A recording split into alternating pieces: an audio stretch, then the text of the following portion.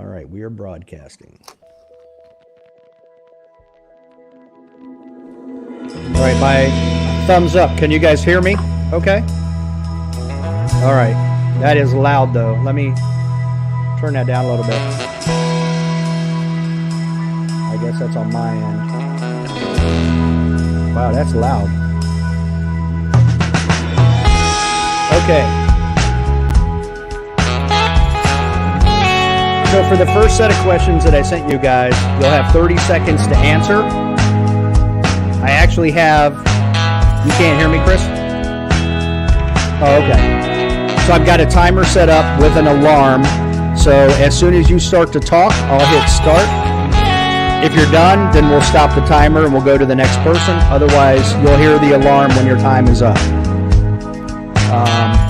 For the second and third round, if we have that many, you have 1 minute to answer from the time you start. Those are the unprepared questions.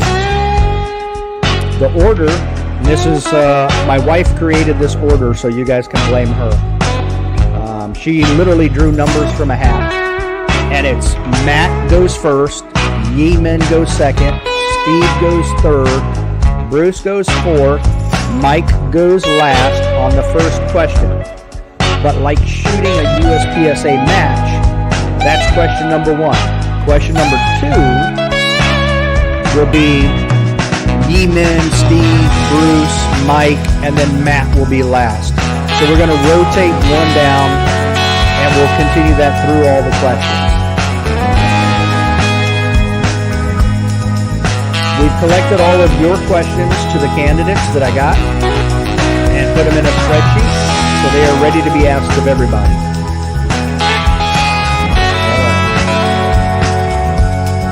We'll let this timer finish out, and then we'll start.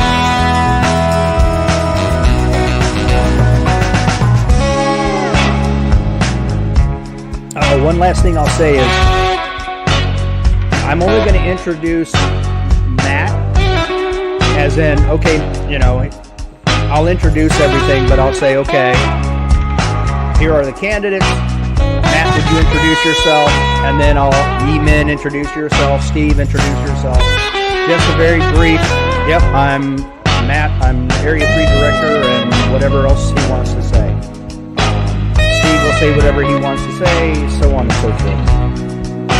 And then we'll get into the questions.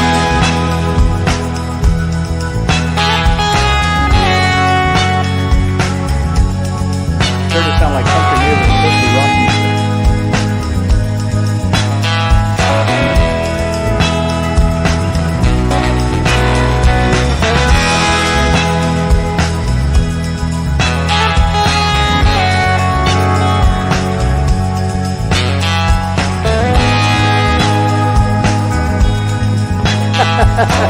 Thanks. Great.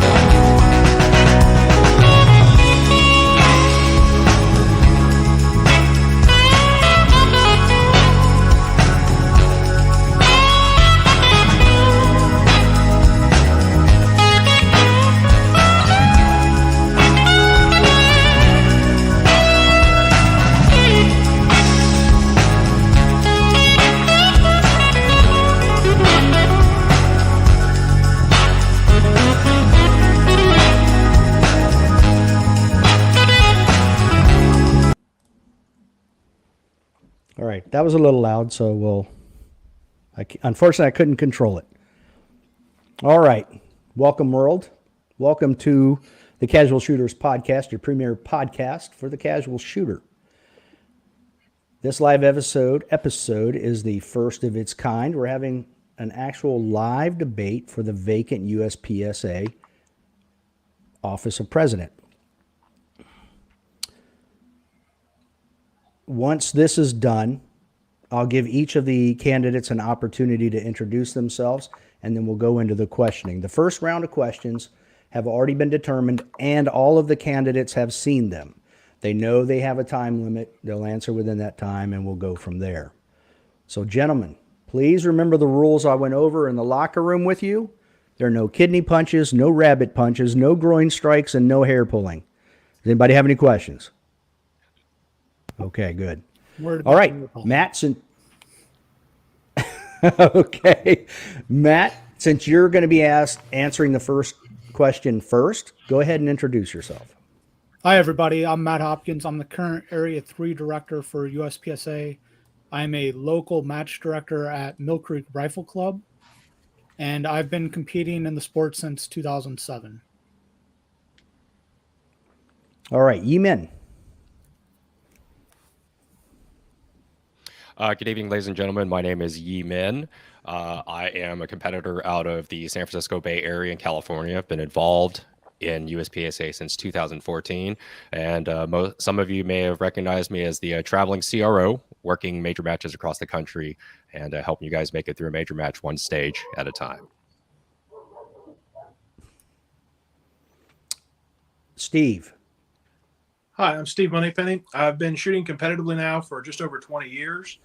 I've managed to make the rank of USPSA Grand Master. Haven't really shot like that for a lot of years. I'm a local Steel Challenge, 3-gun, and USPSA match director. I've worked a number of USPSA major matches, and I just really want to see this sport grow and in ways that it hasn't been able to in the past couple of administrations. So I decided to put my name in the hat, run for president, and see what we can do. Okay. Bruce. Yes, hello everybody. My name is Bruce Wells. I live in Jacksonville, Florida. I'm a machinist by trade, but I have been shooting in this sport since January of 2001, and have been the president of Southeast Practical Shooters Association twice. Try to limit my time as a president for 2 years at a time. But it's been an enjoyment for me. This sport means a lot to me. The family of the shooting sport family means a lot to me. The people in this sport mean a lot to me. I love this sport. Thank you. Mike. Hello, everybody. Michael Shadowlove. I am a match director up here in New York, Area 7. Black Rock USPSA is my home club. I shoot in the tri-state area. I've been doing USPSA since 2017. I'm a CRO and a 2-division Grandmaster. Nice. Okay. Bear with me, everybody. I'm going to rearrange the screen real quick so that we get people in the proper order here. Boom. There we go. All right. Question number 1 coming up for Mr. Matt Hopkins. Well, he'll be the first one to answer it. Everybody will answer. Matt, will you be working a full-time job in addition to this being a part-time job, if you want to call it that? Yeah. Thanks for the question, Dave. This will be my only job. I have left CUSA to concentrate on becoming USPSA president. I am all in on this, and I will represent the members to do that. Okay. Thank you. Yi-Min.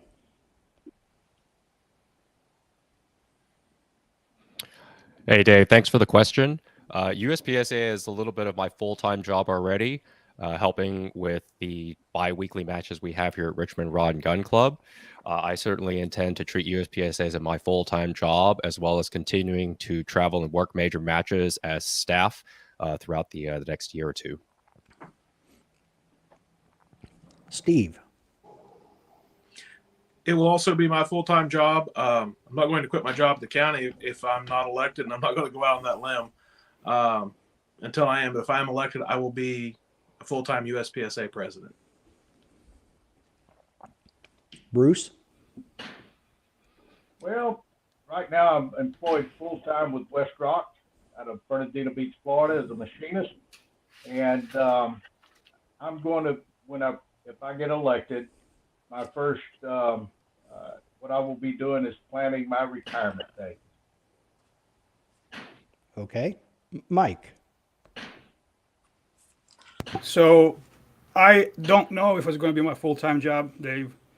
I'm well-to-do, but I'm not independently wealthy, so I do have bills to pay. And if my job does allow me to work remotely and maintain a part-time job, but the requirements of this job is definitely a full-time position. So hopefully that will change in the future for anybody who takes on this job, because there's a lot of tasks that needs to be done. But so right now it's undecided. The salary of this job is undetermined. It hasn't been announced, so we'll see. Okay, Leo.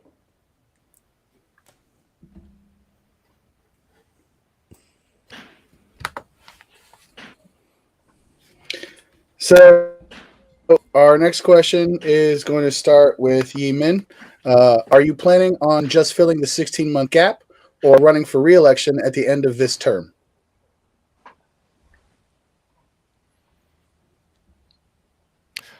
Thanks for the question, Leo. I plan on running for re-election by using the next 16 months left in the term to lay the groundwork. And hopefully, if what I do with my campaign performs for the membership, then I look forward to serving them in additional terms moving forward.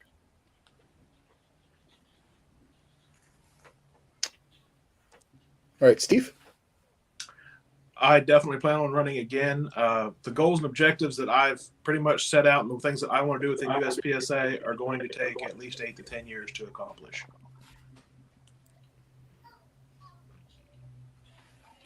Bruce. I will be running again.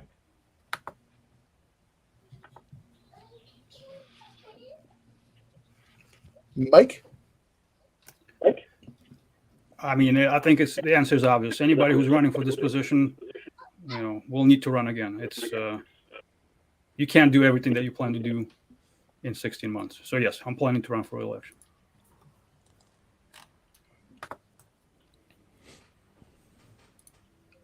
And Matt. Yes, I do plan on finishing this term out and running for one more term. And if the members decide that I'm doing a good job after that, they will tell me if I should stay running or not. Okay, Huggy. All right. We're going to start off with Steve. And Steve, the question is going to be, what will be your focus in the 16 months you will have as president? The focus of the president is and should be running a great nationals, and that will be my focus for the first 16 months. There are a lot of other little things that are going to have to be done in the background and getting up to speed on that. I've been preparing for that. I've gotten my RO certification. Next weekend, I'll be going for my CRO certification. I've done these jobs in the past, but I want to get through all of our program right now and see where there are deficiencies, what we can do to make it better, and get all the certifications required. Okay. Bruce? My first order of business will be focusing on the membership, then a nationals, sure that our nationals are run in a fair and good fashion. But I still think that the membership needs to have a little focus on them, a great deal of focus, actually. Okay. Mike? The number one priority for me is to start promoting sportsmanship values, fair application of rules, promoting the sportsmanship and those values. Second priority would be to start reaching out to people that will help me run the nationals well. That will not be my strong point as far as managing and running a major match. So I have a short list of people that I would like to reach out to and start establishing certain lines of communications with the match directors, section coordinators, and polling the membership with some of the forms that we can implement on the website.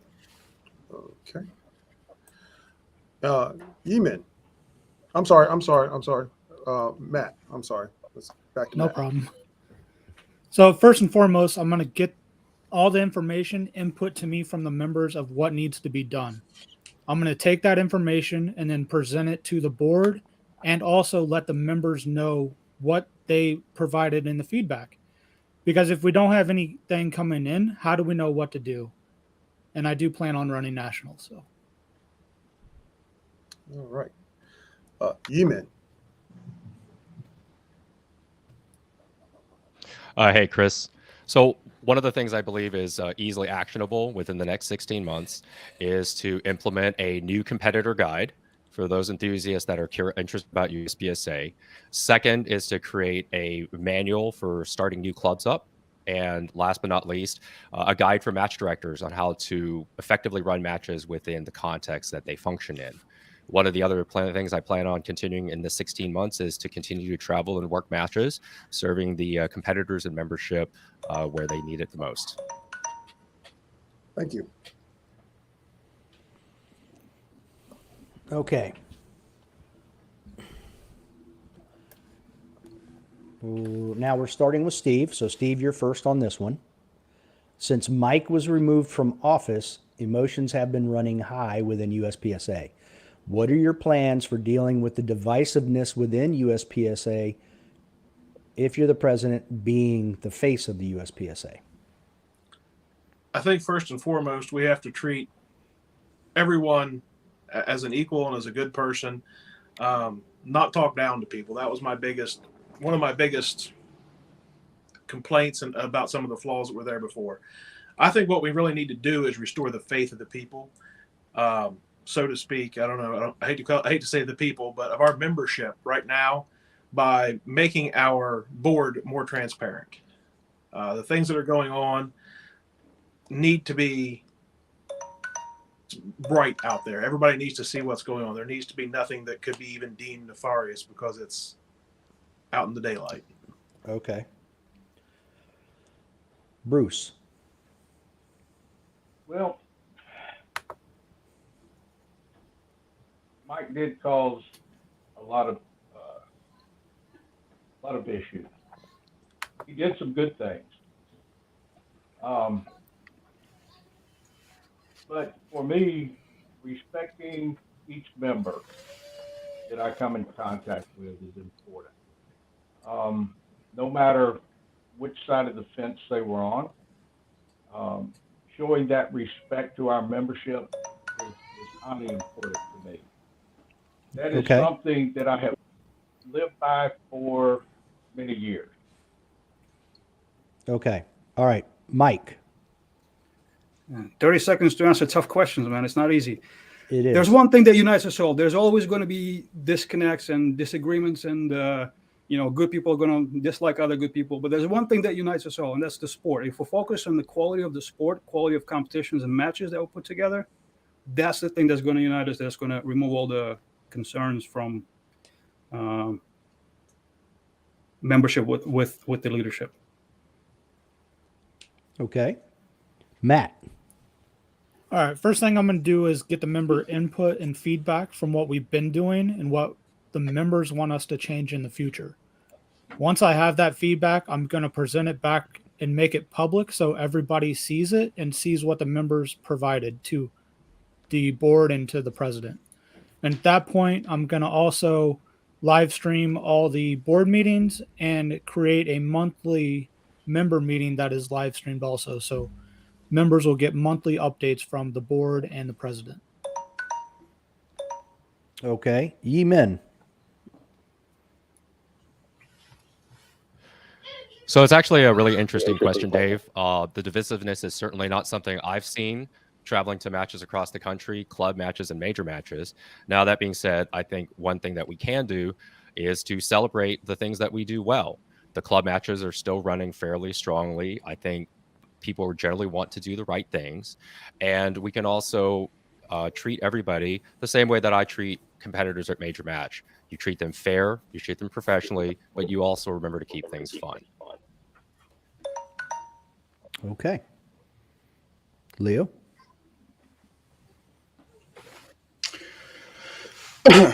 All right. So this is a 4-part question. So if you need to take a little bit of time before you answer, because you only got 30 seconds, please do. But here we go. Hold on. Leo, we're going to take each one of those separately. Oh, okay. Perfect. Well, then disregard.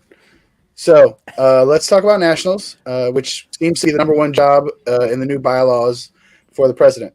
So, number one, do you plan on running them or farming out? And this question's for Bruce.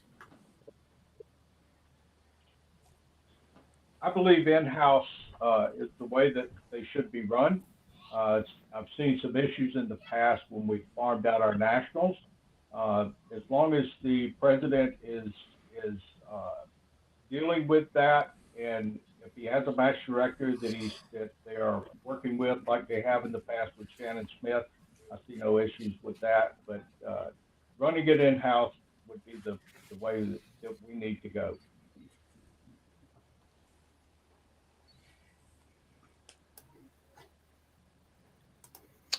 Okay, Mike. Yeah, so I absolutely plan on running them. I also absolutely plan on reaching out to a few folks. I'm not unhappy with the way the previous nationals were constructed and ran. I was a big fan of the back-to-back nationals in 2018. I think the current administration is doing it just fine. There's nothing wrong with the nationals, but I am planning to reach out to a few folks on the short list of my names to help me out with them.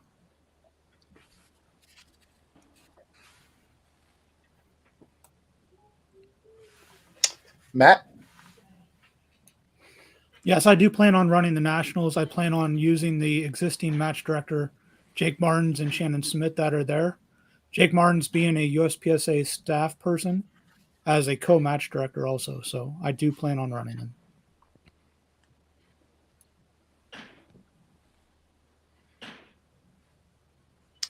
Yeeman.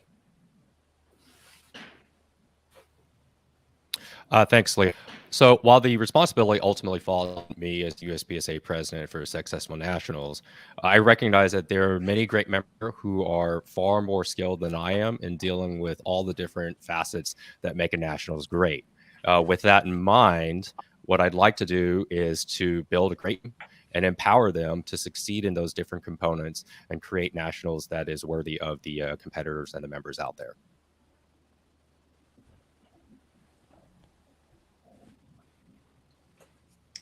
Okay. So second part to this question, we'll start with Mike. Do you see the format of nationals? Do you see a format Steve for talking. nationals? Or oh, my apologies, Steve. Sorry. I also plan on running the nationals. I'll be putting together a team, pretty much that as is done now. I'm not exactly sure of each one of the people that are going to be there that has cycled in and out over the years. But I will be running nationals, keeping it, so to speak, as an in-house, as a USPSA ran, not just paying another organization. And I want to make it a phenomenal match.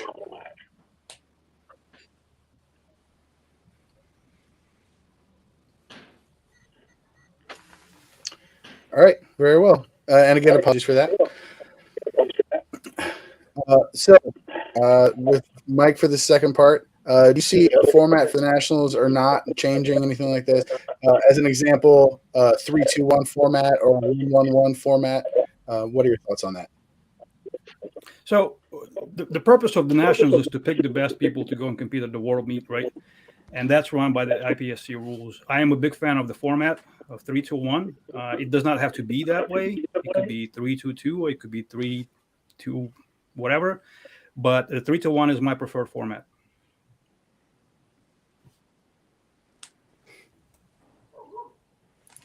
All right. Matt? So I don't plan on actually changing the format at all. I think the format has been very good over the last several years. They brought in excellent medium, small, and large courses and tested certain skills. The most important aspect of stages is what skills you're testing, and do a vast variety. So they should not all be high hit factor stages. They should be low hit factor. They should test specific components based on specific divisions. I bring in multiple stage designers so the match isn't based on one person's designs.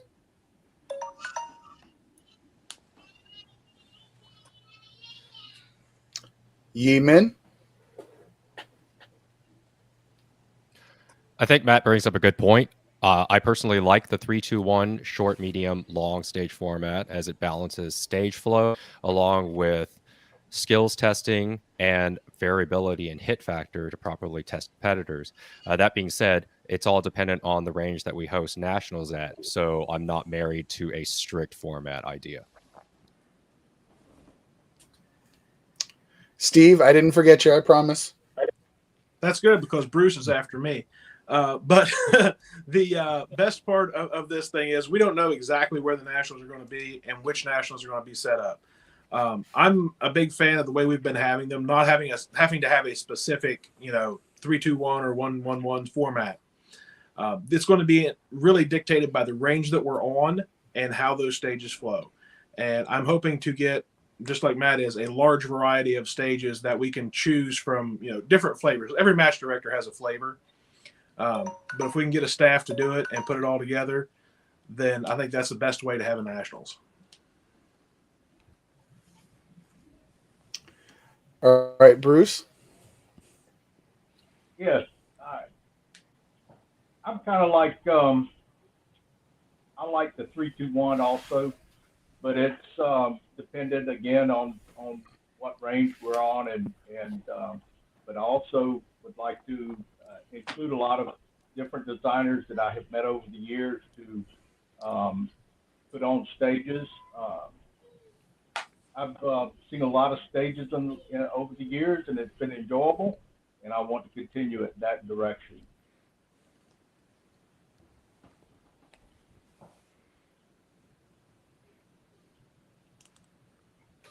Okay. So this third part of the question, we'll start off with Matt. In which location would you like to see nationals occur and why? All right. So I want to have nationals across the country, not just on the southern eastern part of the country. I would like to see nationals in the West Coast, the Central, and the East Coast. And I would pick ranges that are suitable to hold nationals to the event that it needs to be, not just a big area match. So I would pick proper ranges all across the country to host the match.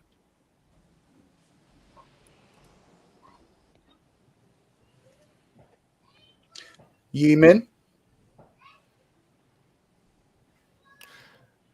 Just to echo a little bit of what Matt said, an additional consideration I'd like to think about for holding nationals is the non-shooting activities that are available for those families and friends that help support us for our travels to a nationals level match. I've personally had to take my kids to 2 nationals, and it's a really difficult balance to try to keep them occupied and not just have them sit on the range all day while I'm pew-pewing. So that's certainly a consideration, something to be available for the friends and families that have supported us on our journey to a nationals.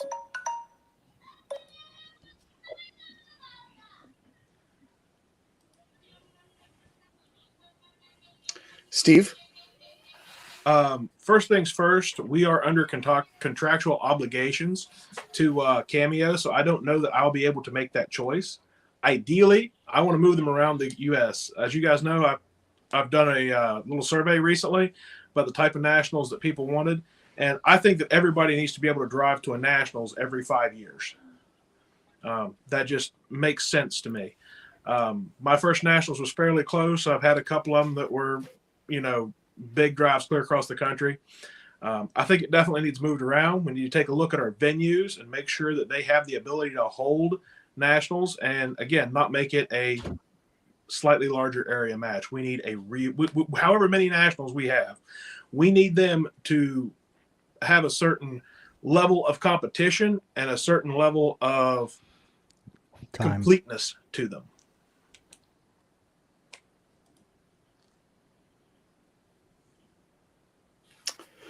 Bruce? Yes. Right now, I know we're going to be in Alabama and we're going to be in Colorado. I am hearing of some different ranges in Ohio, and I would like to visit some ranges and to see what's available to where we would have the space needed to put on the best nationals possible. I can't name a range right now that I would rather be at, but looking forward to finding the right ranges for nationals.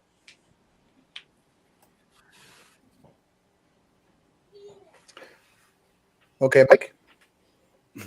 Yeah, it's so easy to go last, man. All the good points have been covered. You watched everybody's stage plan, and you just got to repeat and do it better. I can't do it any better. I think everybody brought up some good points.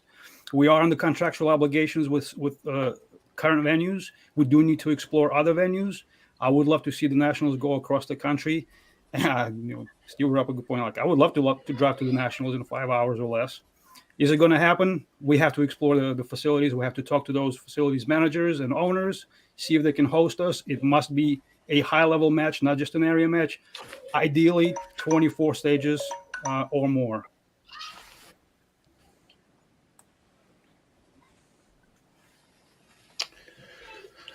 All right. So the last part of question number 5 is as follows, and it will start with Mr. Yi Min. In 2021, we saw the worst awards banquet ever, as well as the best awards banquet ever. How do you envision the end of a Nationals with the awards banquet?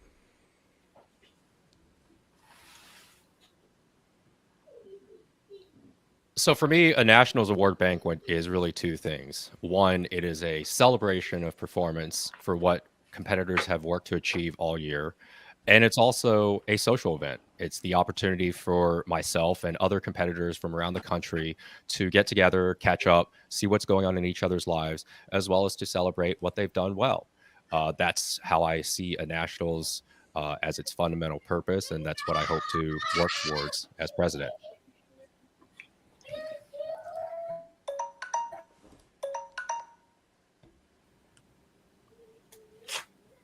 Steve? I completely agree with Yi. I've been to awards banquets. I did not attend this year's awards banquets, but the bottom line is it should be exactly that. It should be a banquet. There should be plenty of food for everyone.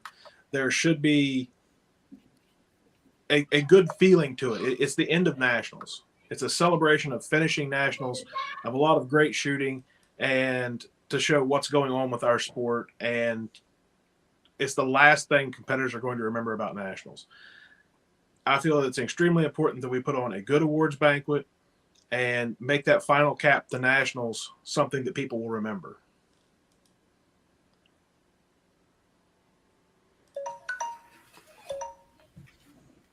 Bruce? Yes, our competitors work hard all year to get to the Nationals, to put on their best effort. And I think USPSA should put on the best effort possible to have the best award banquet, the best meal. And I think there has been times we have done a good job, but as anything, we can always do a little better. We can always set that bar a little higher. And I think that's what we should do through USPSA, is to have the best award ceremony we can have. Thank you. Mike?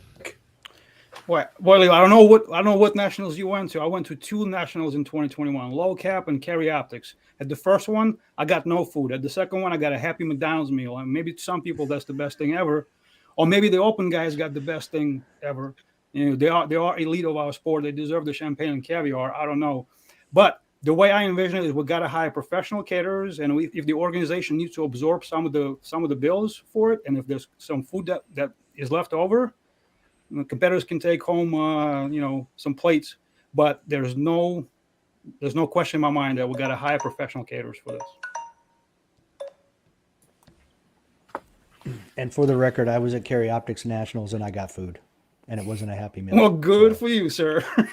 Well, that's what happens when you don't shoot as well as you, Mike. I get there early. I shot horribly, man. What are you talking about?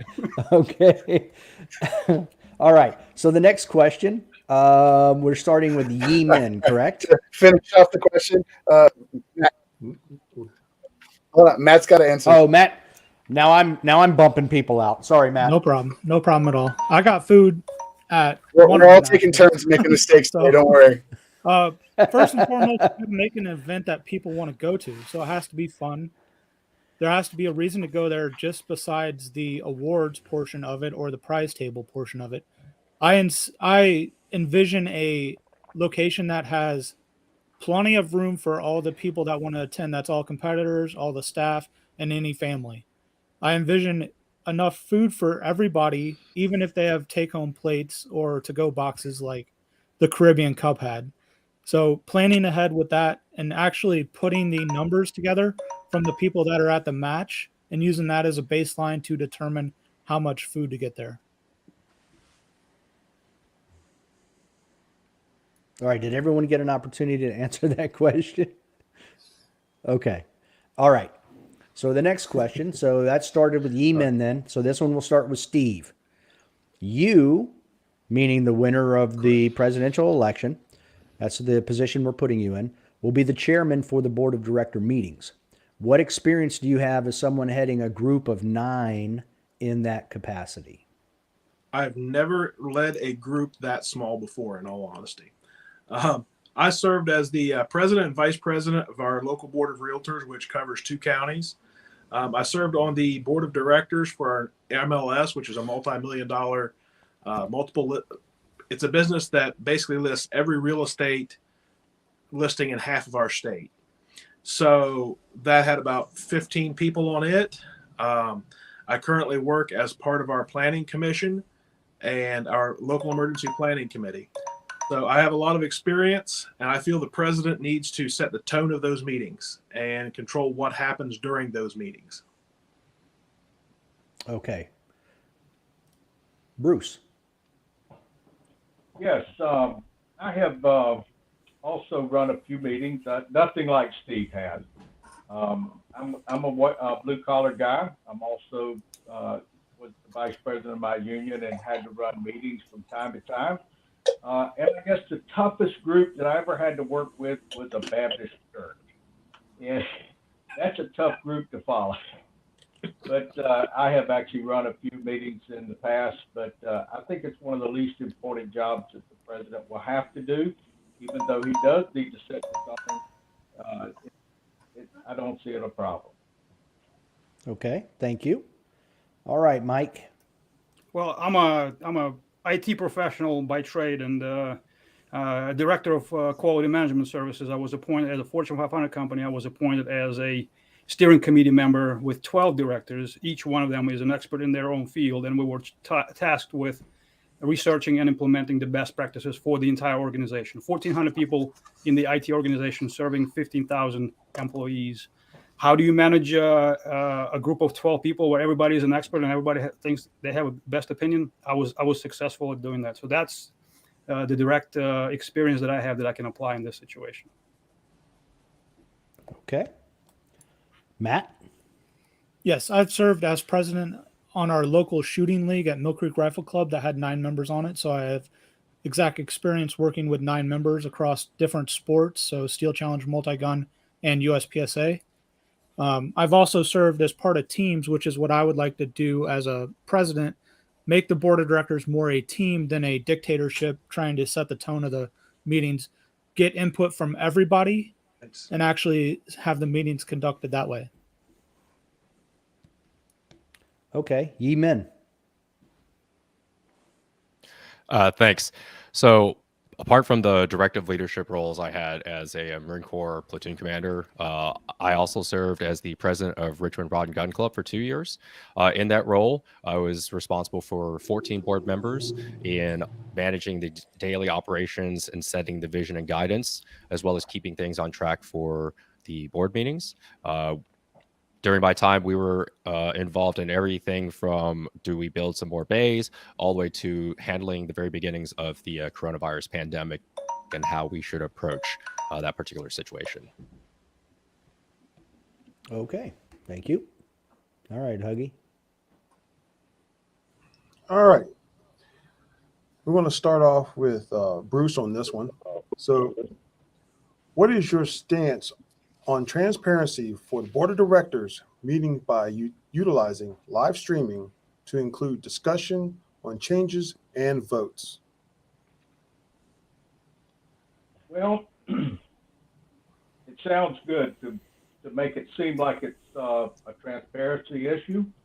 I believe that a board meeting should be semi-private.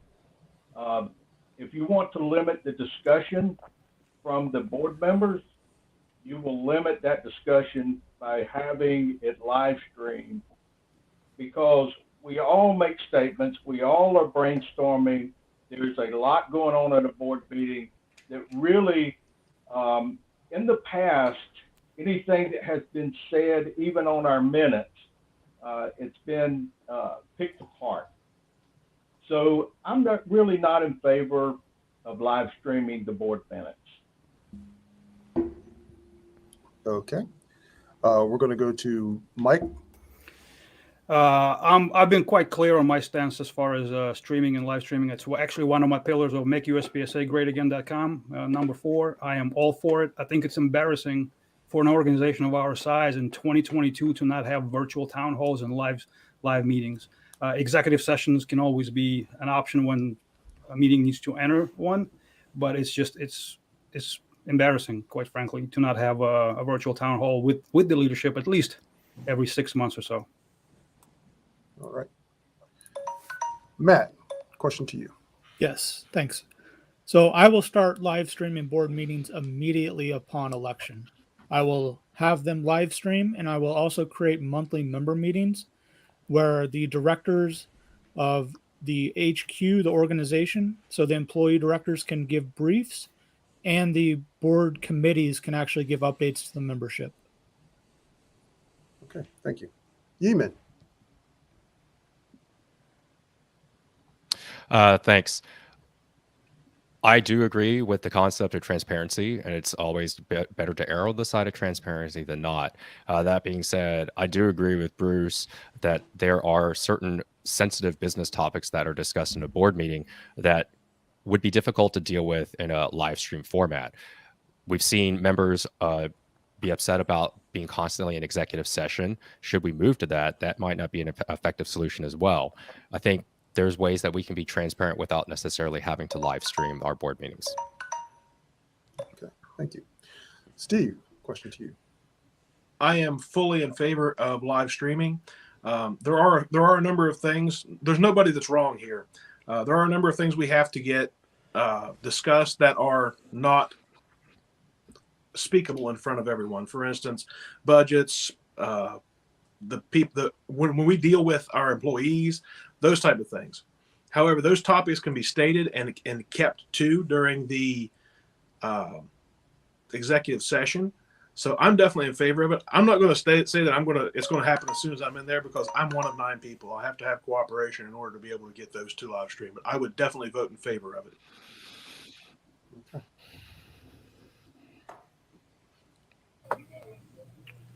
All right.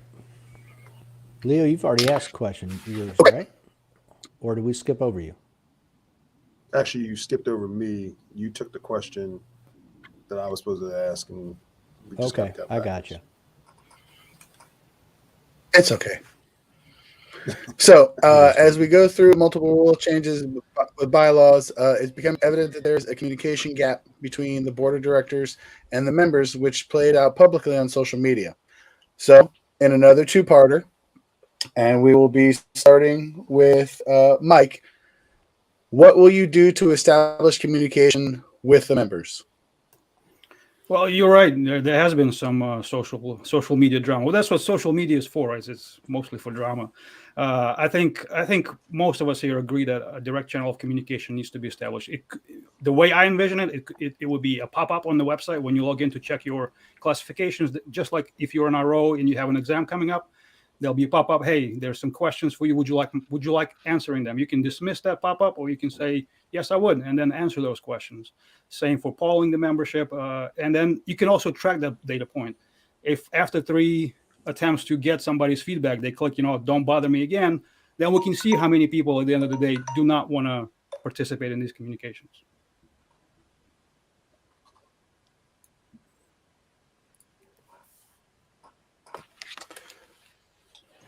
Matt? Yes. So I will create surveys to solicit member feedback and then provide the results of those surveys publicly to the members. That, along with the live stream of the meetings and the board meetings and the member meetings. And that way the members can see how their area directors or the president is representing them in those meetings.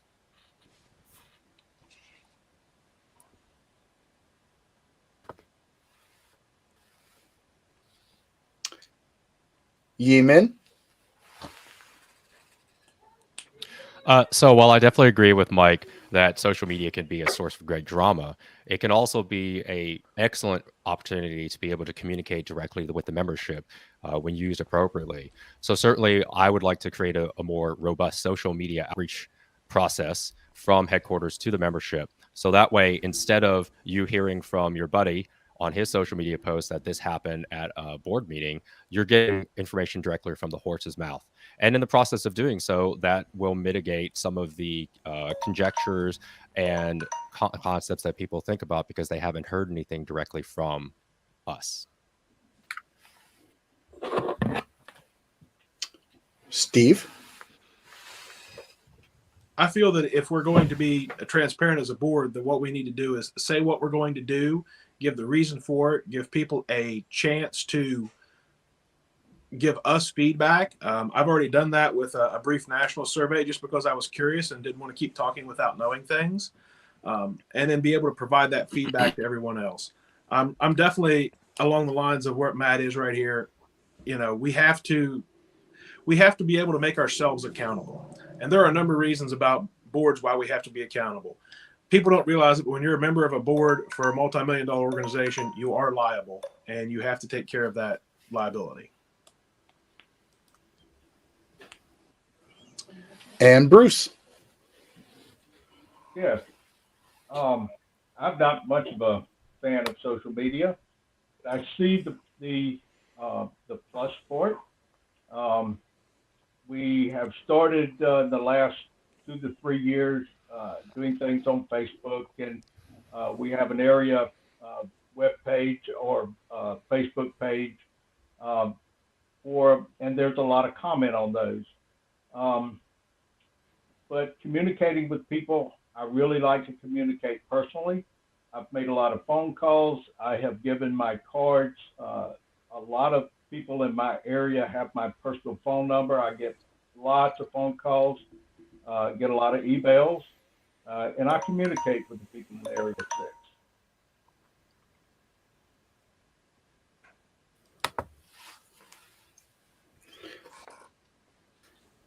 So our second part to this question, some of you have kind of already mentioned it, but we'll give everybody an opportunity to talk about it specifically.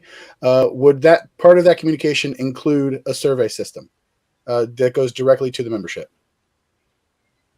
And we'll start with Matt. Yes, 100%. I think that's the greatest way that USPSA board and president can actually get feedback from the members. So the way I envision it is they have to log on through the USPSA website. So we have members only making comments on there and putting their feedback, not a public thing that anybody can go spam or put out there. We have their member number to tie to it so we know who's making comments. So if there's an egregious error or something that somebody puts on there, that it can actually be addressed either by the president or the area director or the section coordinator. And then I would actually make all those results public, maybe except for the comments with specific names and actual people that put on there. So I would definitely make the polls and survey results public.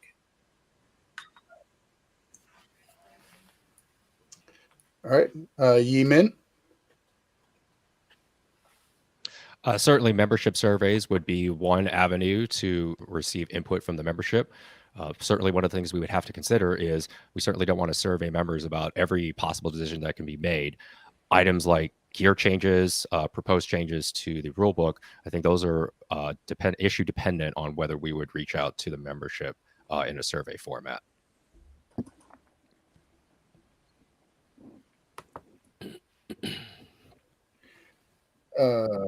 Steve?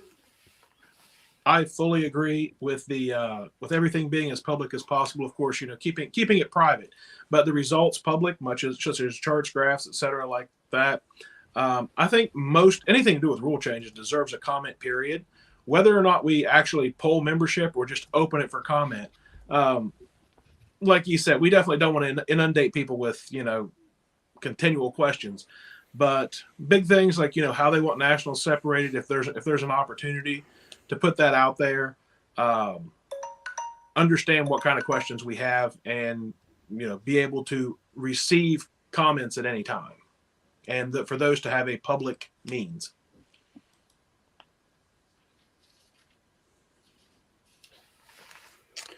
Bruce? I believe that surveys to the membership are necessary. As a matter of fact, I've been in the past have been put in the position that we're making a decision without membership input is very uncomfortable to me. I was very uncomfortable with making some rule change or some equipment changes without the input of the membership, and there was a lot of discussion on that. Without going into detail, I was very aggravated that we didn't allow time for membership input to make those changes. Thank you. And Mike? Yeah, I've outlined this in the past as well. Absolutely, all major rule changes, bylaw changes go through some feedback, and I've outlined my vision for how that feedback would be implemented or how that surveying will be implemented. And I've also talked about what is a major rule change or what is a minor rule change. If we're creating new rules, we're creating new divisions, that's a major rule change. It needs to be voted on. If it's a minor clarification that the NRI does, then there's no need to bother the membership with that survey. I agree on that one.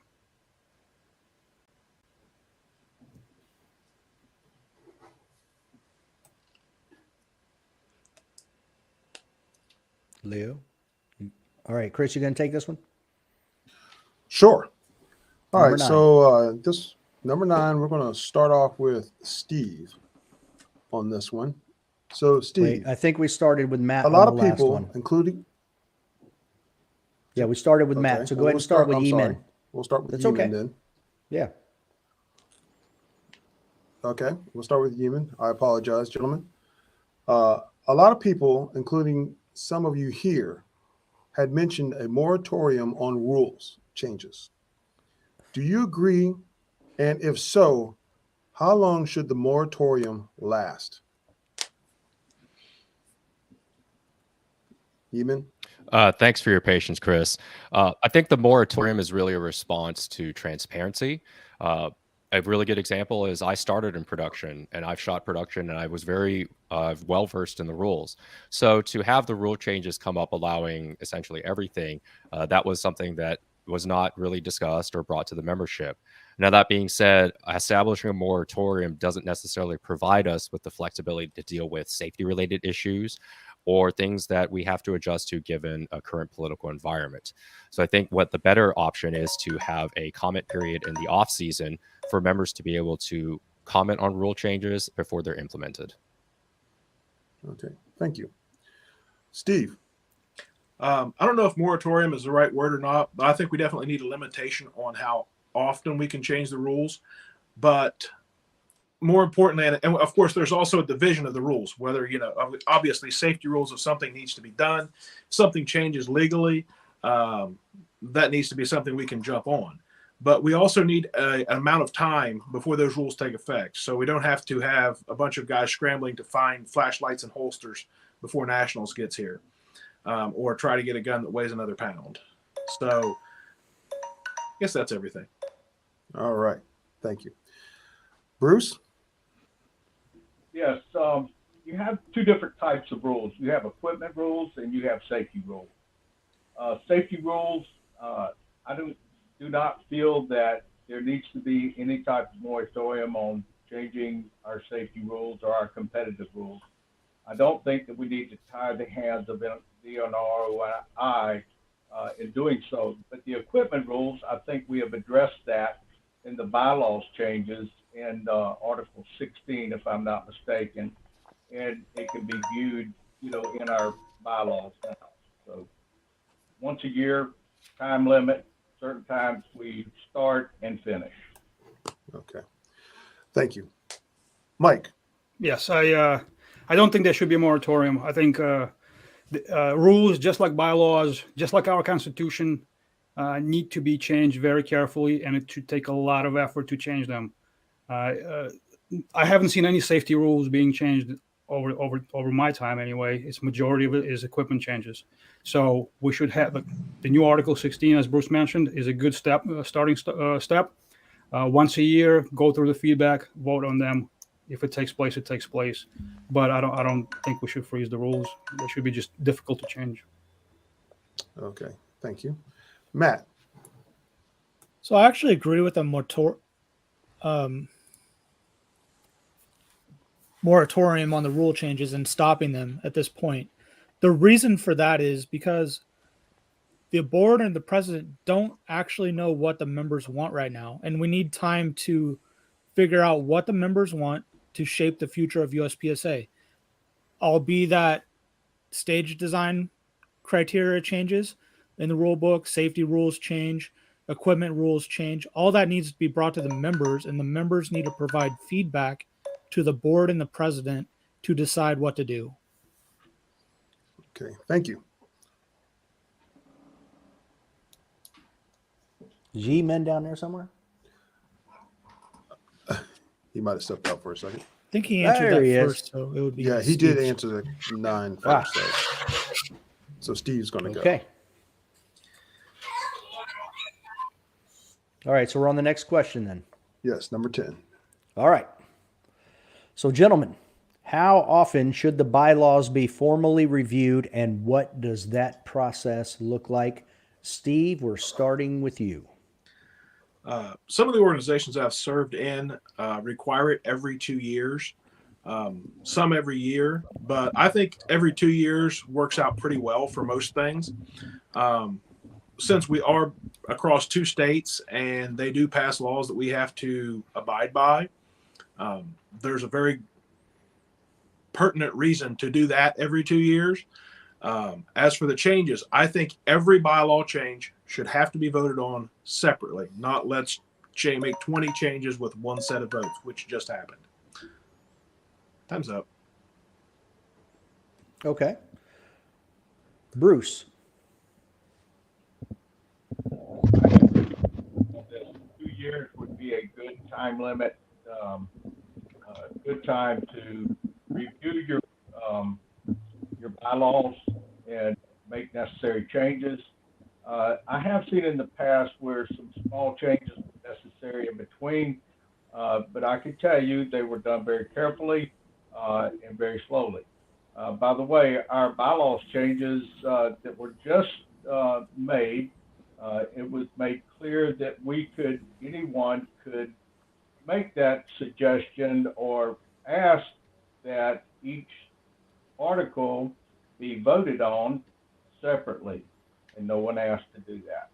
But we had gone over the bylaws with a fine-tooth comb for months, and it was quite a process. It wasn't a fun process either. A lot of Thank discussion. you. Mike.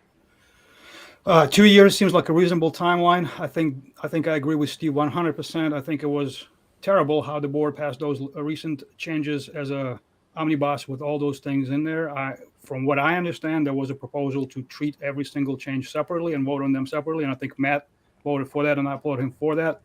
I think a 2-year timeline is a fine timeline. And of course, it goes back to the membership for feedback. Okay, Matt. Yeah, I think it's each board member's fiduciary duty to review the bylaws every year. Now, that doesn't mean changes need to happen, but they need to be reviewed and looked at as a board, and then actually have legal counsel review them to make sure they're still in compliance with state and federal laws that apply. Okay. And Yi-Min is gone. Okay. And we're down to 4. Okay. If he comes back, we'll throw the question at him. But Leo, go ahead and start with. Yeah, the he next lost one. his audio. And- He's troubleshooting right now. So, Okay. Well, give me 1 second then. all right. There we go. Whenever you're ready, Leo. Okay. So this next question is going to start with Bruce. So what would you do as president to increase activity in the USPSA in both its regular members as well as at the club level? I remember some years back, I took a class with one of our former EDs, executive directors, which was a very good class. We held it in Orlando. There was numerous clubs there, and it was teaching us, and I was fairly new in the sport, and it was teaching us how to build a team at the grassroots level. I think that's where it needs to start, is to help our local clubs grow in the right direction, not just in numbers, but in the right direction.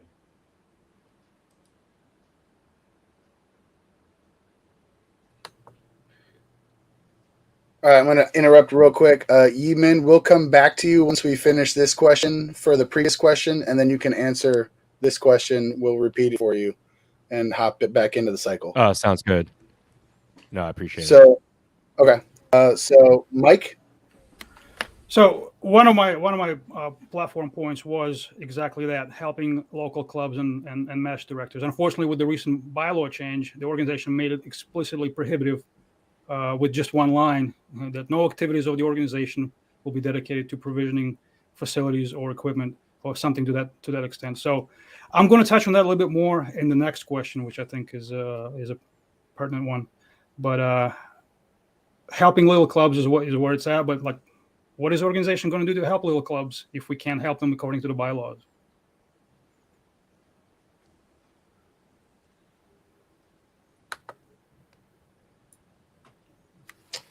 Okay, Matt? All right, sure. Thank you. So first and foremost, we need to find out where participation is needed and where matches are needed. So on the East Coast, there's some clubs that sell local matches within seconds, but in the Midwest, we have clubs that don't even fill up with matches. So in the Midwest, we might need more people.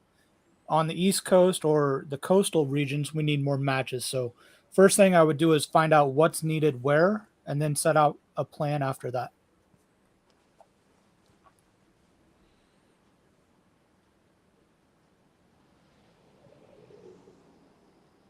Leo?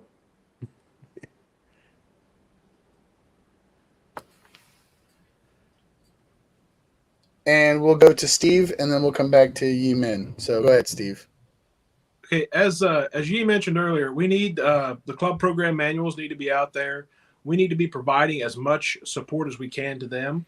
I'm in full agreement with Mike about that line that was put into the bylaws. It was insane to me. However, what Matt's saying, I just came from a couple of clubs on the East Coast that sell out within a day. So we need more clubs there. So being able to find a range, that's the most important part about that, and providing what we can for the training and stuff like that in those areas. In my area, we don't have enough shooters, so we need to get the word out there through some marketing materials and stuff. And even though we can't really provide assistance specifically to those clubs, we can provide information so that they can help themselves. For instance, simple flyers they can print out, take to their gun shop to get the word out there and stuff like that.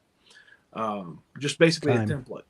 So that's the best way to increase the activity and do everything we can to help the members that we have right now and to support them.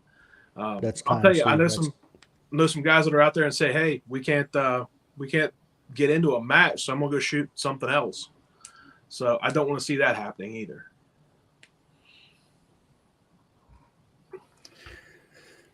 Okay. Yi-Min, I'll read you the question again, and then we'll go back to the previous question, if that's okay with you.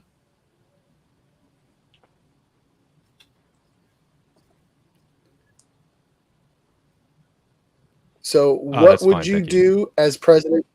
Okay. So what would you do as president to increase activity in the USPSA membership as well as at the club level?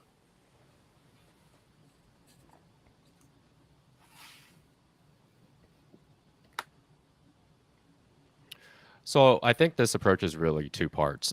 One, as Steve and Matt have talked about, it's having an effective social media marketing campaign to outreach to other Second Amendment enthusiasts so that they're actually aware of what USPSA is and what it does for their firearm skills handling and as well as a sport. The second layer to that is also finding ranges out there and providing them good use on why they should host USPSA and how it's a win-win situation for everyone involved.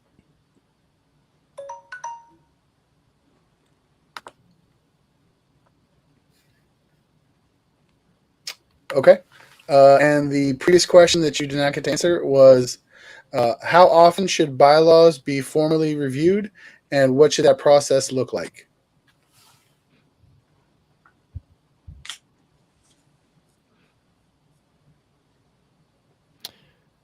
I think having a set time frame will be dependent on what we see with nonprofit law, nonprofit tax status, as well as what the current political landscape is, and as well as what we observe and learn as we operate through each calendar and fiscal year. But if we had to put a date on it, approximately every 2 to 3 years.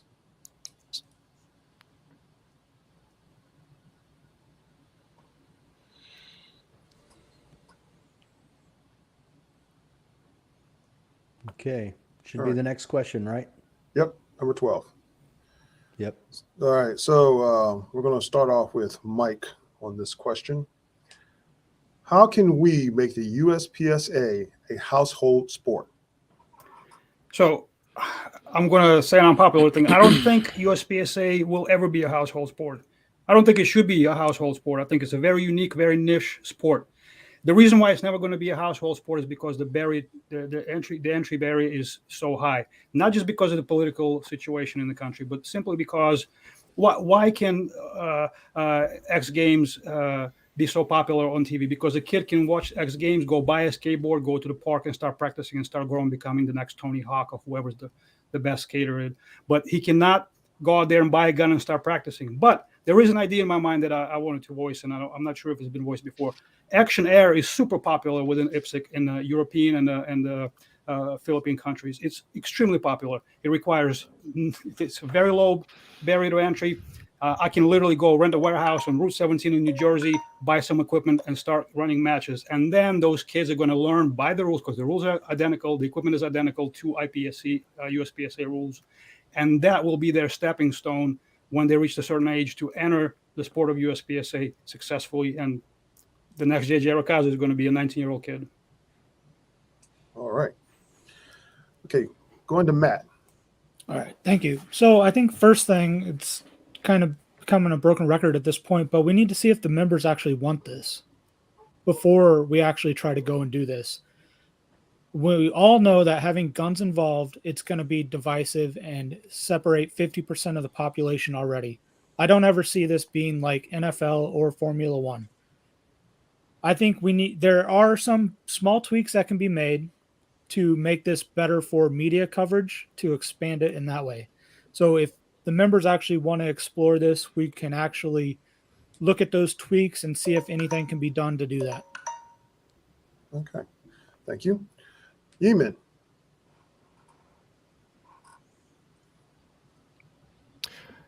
Thanks, Chris. I'm going to have to echo with what Mike mentioned, given how sensitive firearms are in the United States and what we struggle with in the Second Amendment in general.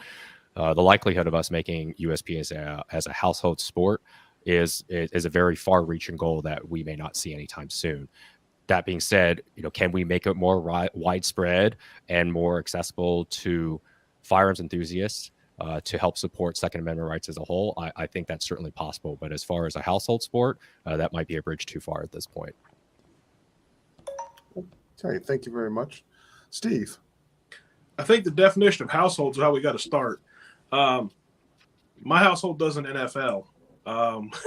So it just depends upon, what you call a household sport. First things first, this all will kind of come together as I want to take Steel Challenge to the Olympic level. As a martial artist, we took karate and taekwondo and brought those into the Olympics as Olympic sports. I think that will go a long, long way, even though they don't televise it and it's not as popular, to making shooting a household thing. And from there, the airsoft, which is Metal Madness, and a few of those guys have actually done airsoft in the U.S., and it's an amazing thing. It was one of the things I was going to bring up. Like I said before, we're not really voting for new ideas here. We're voting for who's going to work the hardest to implement your ideas and the Okay. things that are already out there. All right. Thank you. Bruce. I don't believe that this will ever be a household sport. I don't know if we want it to be. But I will tell you, when I first got into sport, I had never heard of USPSA. Someone told me about USPSA. Since that time, I've told hundreds and thousands of people about USPSA. We need to do a better job of presenting USPSA and marketing it to the public. And how that accomplished, it's going to take better minds than myself, but that's what a board of directors would do. And I have a lot of faith in the board of directors that they have a lot of good ideas and they discuss them and they bring them to the table and we implement some things and some things we don't. That's how I would approach that. Okay. Thank you. That's all for that question. We started with Mike on that one. Yes, we did. Okay. All right. So starting back up with Matt, the next question is a two-parter. I'm just going to read it all and let you answer. If you run a little over 30 seconds, we're okay with that. Do you think our sport is running well? And if not, what issues do you see and what would you do to correct them? So I think overall the sport is running very well. And I think there's only very few minor tweaks that are needed at the national level to make it even better. I will solicit member feedback and request board to implement those changes the members want with data provided by the members, and that data will be made public. So whatever the members want to do to this organization is what we should do, not what any individual wants to do. Yeeman. Thank you. I'd like to echo what Matt said. I think in general, USPSA is doing great things. Certainly from my travels, you see match directors across the country from Pala to Salt Lake, Dothan, the Wyoming Antelope Club, York, and even Lipsa, which is near you, Mike, up in Long Island. You see match directors doing great things, making matches happen, and members are enjoying the social camaraderie and the sport that's involved. But that being said, we can certainly acknowledge that there are things that need to be refined in how we run our operations, and that's certainly something that we can work towards. Okay. Steve. Do I think it's running well? We don't have a half hour here, but I think a lot of our clubs run well. I think a lot of them really do. I think that it attracts a type A personality that is good at organizing and good at running things. But I also think there's a lot of clubs that have failed and that did not run well. As an organization, I think we're doing a pretty decent job with what we're doing. The number of people we have and the amount of money that's in this sport, I think we're doing a pretty good job of running. Everything requires constant tweaking and modification in order to succeed and improve. Mike's a big software guy, right? So he'll tell you that nothing keeps running right forever. Okay. Thank you. Bruce. I believe we're running very well. There's always room for improvement. And that's something that I bring to the table because I do listen to people. And I listen to the membership within my area, and that's what I'm supposed to do. Our clubs I know the clubs that I'm close to run very well. I know that our section matches are run very well. And I'm looking forward to the Area 6 championship because I know it's going to be excellent. Thank you. I'll be the judge of that, Bruce. I'll be at Area 6. Hopefully, I'll shake your hand there. Sorry to jump in. But yes. Go ahead, Mike. I think the sport is running tremendously great. But I want to make a distinction between the sport and the organization. The sport of USPSA, the practical shooting aspect of it is tremendous. I mean, that's what got me excited when I was starting it, and that's what got all the people excited. And that's why we're doing it. That's what unites us all.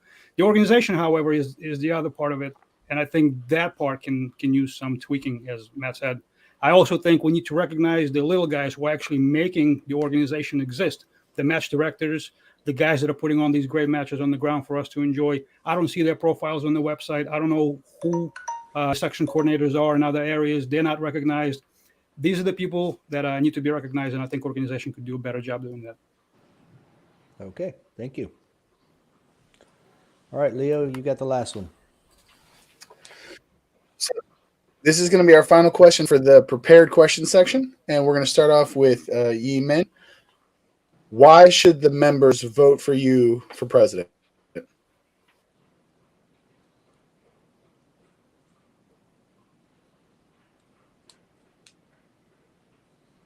So many of you as competitors and members, you've seen me. The first time you've met me is at major matches. I'm out there building. I'm out there running you through stages.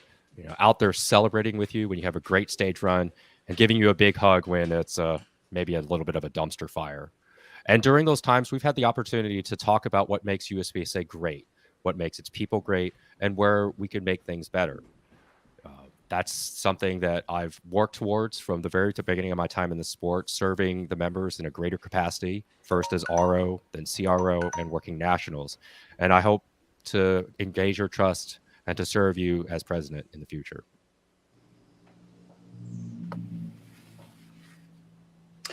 All right, Mr. Monday Penne. I think members should vote for me because I'm preparing for this job right now. I've been preparing for it, and I'm going to continue preparing for it. Whether or not I'm elected, I plan to run again the next time. I'm a hard worker. I'm going to do what is best and fair for everyone. I plan on taking everybody's information that I can, bringing it together, boiling it down, and doing what is best that suits everyone. I want to see this sport grow, and I'm going to put everything I possibly can for the next few years of my life into making USPSA Steel Challenge and Multi-Gun bigger and better than it's ever been.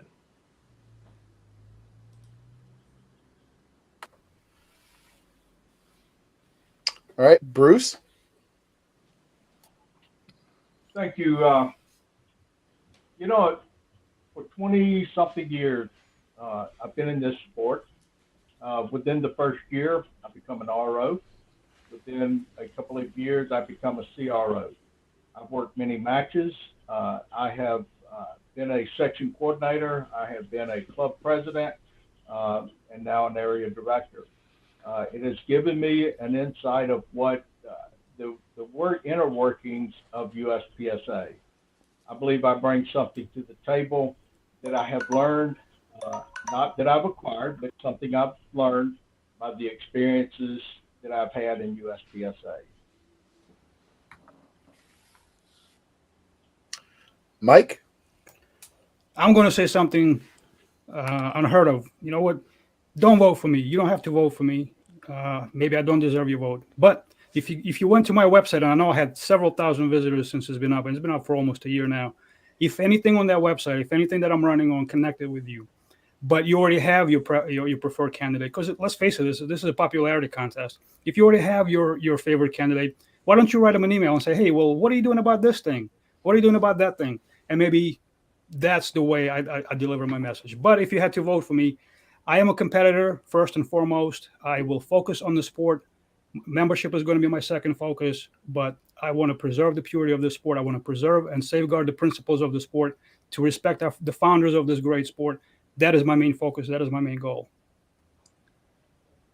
Okay. Oh, Yemen's trying to duck out. And Matt. All right. Best for last, right?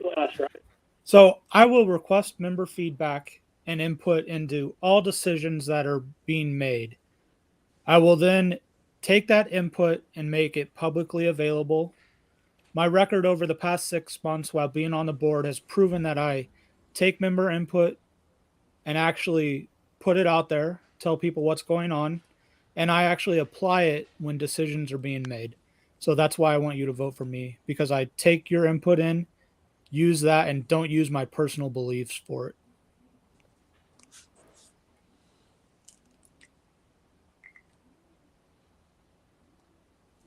Okay. All right, so that concludes the prepared questions section. Section 2, we're going with, make sure I get my own format right here.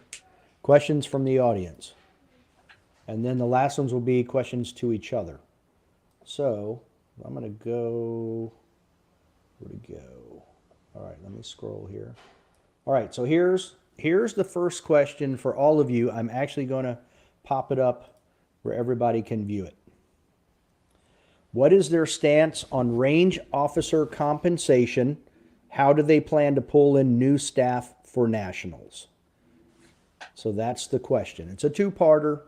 Doesn't have to be super long, but range officer compensation and plans to pull in new staff. And we will start with Steve, since Yeeman went first on the last one. I support range officer compensation fully if we can afford it. I don't want to have to raise a ton of extra money specifically from our match fees and our competitors to do so.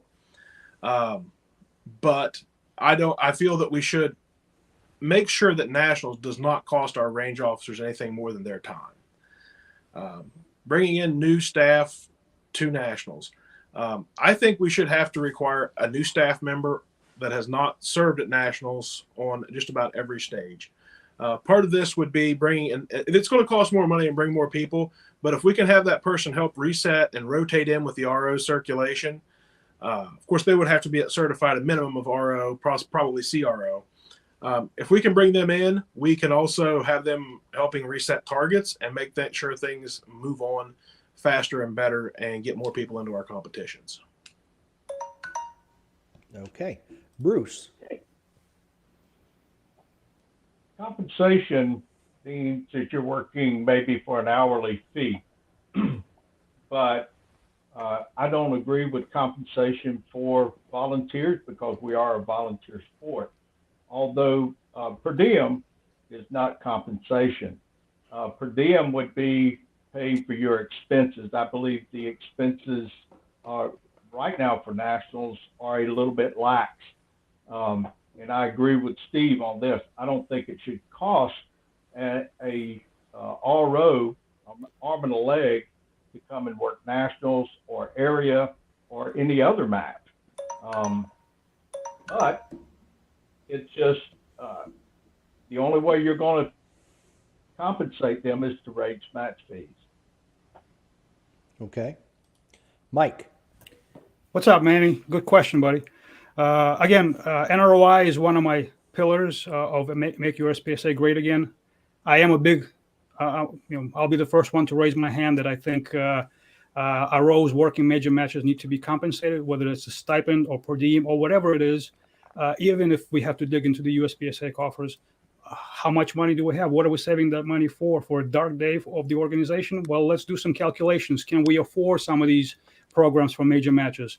There's some awesome, amazing match directors that are running major matches that reward their staff. They know how important it is for their staff to be happy. Individual separate prize tables that are set up for ROs. There's so many different incentives that we can provide, but I think it's very important for us to find a way to reward them better. So I'm all for it. Okay, Matt.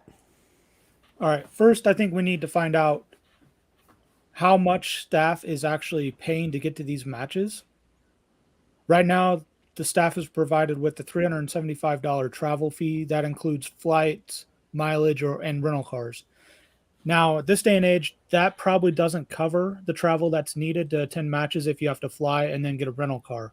So we should actually be looking to get people together to share rental cars. And if we move around the matches like I have planned on the East, Central, and West Coast, you will be able to have more people drive in instead of having to fly into some of the more remote locations that have been used in the past. So first thing we need to do is find out how much people are actually having to pay out to travel and do these matches. Okay. Yeeman. You're muted. Go ahead and start over. Oh, sounds good. I really appreciate the time, Dave. I saw the first part of the question. Would it be possible to see the second part of the question again, since it was a two-parter? Absolutely. So here is the question. What is your stance on range officer compensation, and how do you plan to pull in new staff for nationals? Thank you, Dave. Hey, Alex, that's a really great question. Having worked at nationals for multiple years, I can tell you that compensation is always a very complicated question. I'm from California. There's never been a nationals close to me, so I've always had to fly and basically spend out of my pocket. That being said, it's something that I love to do. I mean, it is a volunteer sport to a certain extent. Would I like to be able to have compensation, to eat my costs? That would be great.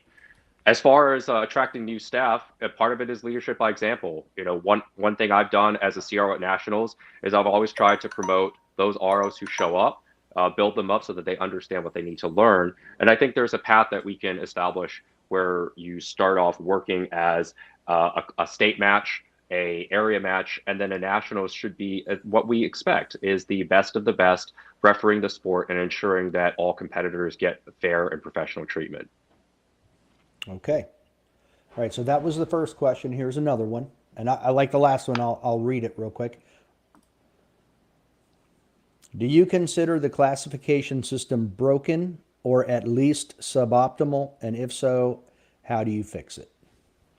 Now, we started with Steve the last time. So this time we start with Bruce. Well, it's going to be a short answer.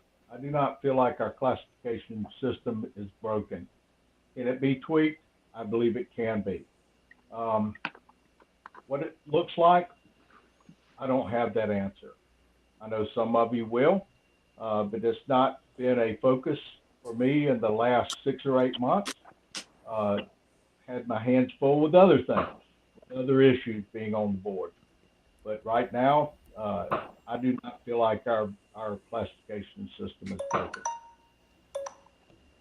Okay. Mike. The classification system is not broken. Classification system is amazing. That's what keeps us driving to get to that next level. I mean, I still remember what it was like B class to chase my A class. Oh, if I only shoot a 76% of the day, I'm going to make A class. It's what drives people to the next step. I do think that classifiers need to be retired after a certain period of time. I think we need to keep building that base, whether by introducing 2 or 3 classifiers per nationals. The classifiers need to be set up as mini stages, which I think USPSA has been going in the right direction over the last 2 or 3 years. And I do think there need to be some kind of I don't want to use the word distinguished master because it doesn't sit well with some people, but there are some grandmasters who are not grandmasters. They shoot 120, 115%. The best of the best, they're well above 100%. So maybe some level of recognizing your skill based on your major match performance. It's time for that, I think. Okay. Matt. Yeah, I'll agree with everybody else so far. The classification system isn't broken. I believe there are some outliers that get put out there about stage setup and shooters that chase and try to maximize their current classification just for personal pride or personal gain. Who knows? But I think we need to have application of the system a little better and have verification of the stages that are set up. So if you set up a classifier, you should actually submit a overview photo of it to prove that the classifier was set up correctly and we don't run into issues that we've seen very recently. Okay. Yeeman. Hey, Ruben, I really appreciate you sending in that question. Thanks for submitting that to us as candidates. I think the classification system as it exists fundamentally does what it needs to, is it tracks progress. Now, that being said, transparency that we've discussed at length in this debate is certainly something that we could bring to the classification system so that we as competitors understand how the hit vectors are calculated, what metrics are being used. And just by simply providing the how and why the classification system works, I think that would go a long ways towards clearing up any concerns about, well, is this classifier shot out? Does this work? Does this not work? I'll never make M. But I really appreciate you taking the time to submit that question, Ruben. Okay. Steve. Maybe broken, but it's definitely fixable. I think what we need is updating the hit factors on a current schedule. We need a good schedule to do that. So that way we don't have, 5% of the people shooting it at 120%. I feel that we need a easier system to allow people to go down in classification, because there are a lot of us out there that have tried really hard to shoot really well, and now we're just enjoying shooting. I'm not saying I want to go down in classification. I think I can compete with masters if I'm lucky on a good day. I also feel that we need something that is at a distinguished level, but that would have to be verified by a nationals. I don't want to say win, but being within a certain high percentage of that nationals. We need to start taking some national stages and making them classifiers. And I'm sick of 12 or 6 reloads, 6 classifiers. We need field courses, big enough courses. Anybody that says you can't do it, look up Go Fast, Don't Suck Postal Match. They did it. All right. Thank you. All right. There is one question that I got that is not in there, but someone did send to me that I was going to add to the audience question. And that question is this: what are your plans to grow participation from juniors and women in particular? We started with Bruce last time, so Mike, you are up, sir. Yes, sir. Well, I just mentioned that Action Air it has been officially recognized by several regions of IPSC. It brings a tremendous amount of youth to the sport. It trains them on the official rules. The equipment is being used is identical to the real guns, the gear positioning, the rules, the safety considerations. Easy to run, easy to attract new generation of shooters. Train them, movement, skills, safety, everything is great. And then as soon as they reach a certain age, when they can buy a gun or they can shoot a gun under supervision of their parent, they can enter USPSA and compete at the highest of levels. Thank you. Matt. All right, I think that's a very good question, and I like it coming out without any prep work. So the first thing I would do is create specific matches for specific categories. So you would have a junior only match. And at that point, you could run it like a junior camp. You have a pre-match time where you bring in instructors, help juniors, and then you have a match after that. So you can actually take and have a specific match for the juniors. They'd be able to see the nationally recognized juniors out there, people that you kind of see on TV or in social media posts. And you could do the same with women. So have women only matches. This is a male dominated sport. So I can't see it, but I can understand where they would be coming from if it is intimidating for people that aren't the vast majority of the people there. So that's what I would do. Specific matches for those people. Okay. Yemen. That's definitely a really great question. Juniors are certainly the future of the sport, and women have grown tremendously as a firearms owning population within the United States. Excuse me. Certainly one of the things we can do from a social media perspective is to find out what attracts them to this sport. You know, we talk about DVC being able to shoot fast and run around with guns, but certainly something that we haven't necessarily explored is the social aspect to USPSA as well. It's an opportunity for us to gather every weekend and socialize with our friends. And I think that's certainly one avenue that we can approach to not just make it purely about running around with guns and shooting fast. All right. Thank you. Steve. I'm going to pump Mike's idea a little bit here with the Action Air. That's one thing it's been called. IPSC Airsoft's another thing it's been called. These are things you can put in a mall. There are things that you can put anywhere, even in your basement that you won't freak your parents out about.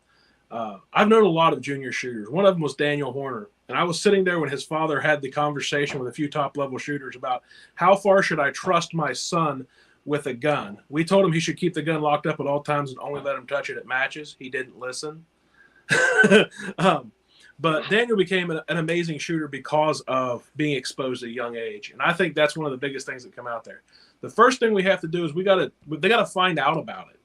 And that's the same thing with lady shooters, is that they have to find out about it. We have to build a community there. There are a lot of new female firearms owners out there.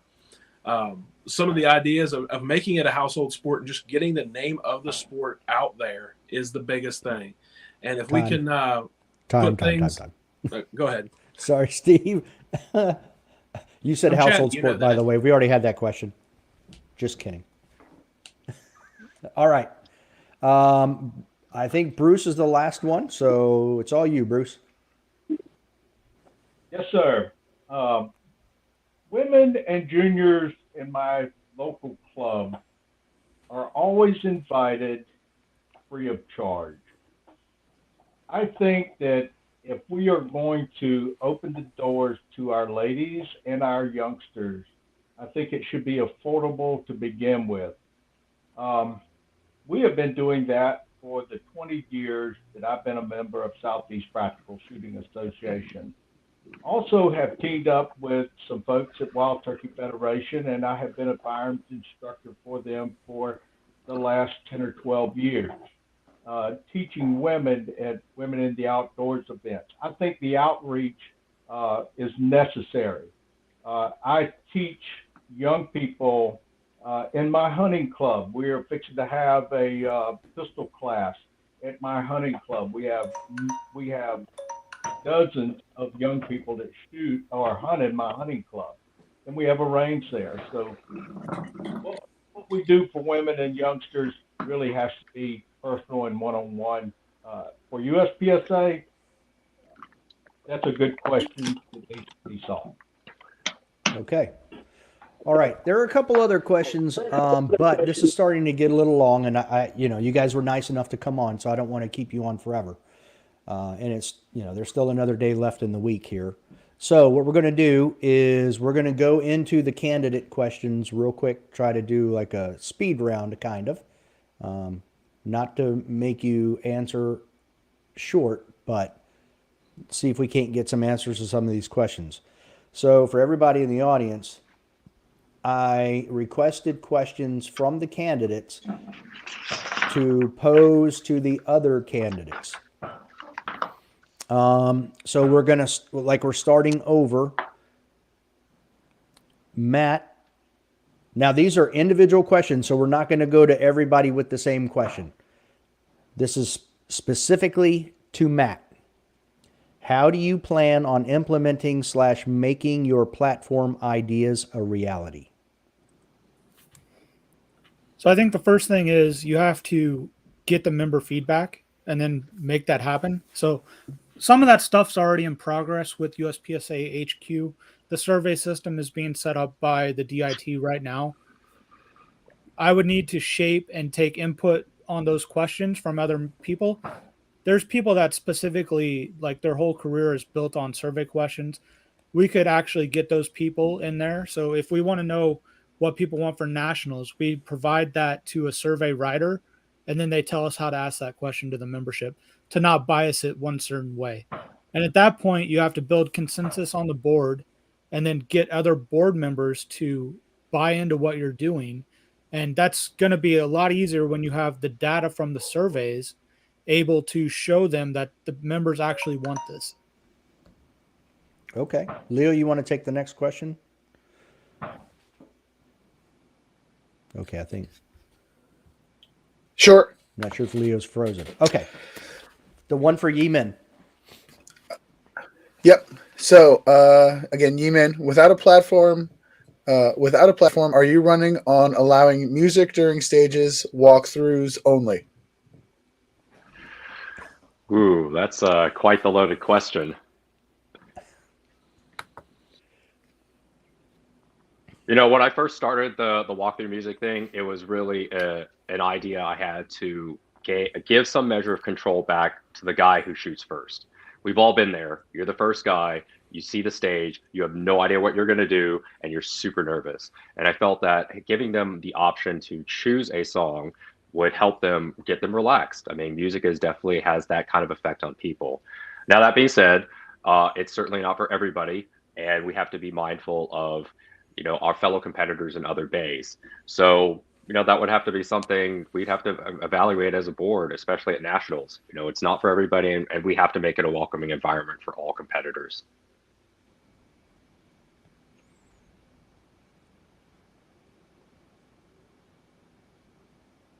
All right, Huggy. I guess it's my turn. All right. So, Steve, this question's for you. With only shooting 10 matches in the last 4.5 years, how are you connected to the sport? I think that's pretty damn pointed, in all honesty, because I've shot a lot more matches than that. I've been a match director for about 4 times that many matches. I will say that I have spent a lot of time doing social media work for the companies that are my sponsors in the sports. I have shot. I would have to count out the matches, and I'm not going to count out exactly right now. Obviously, Give us a rough estimate.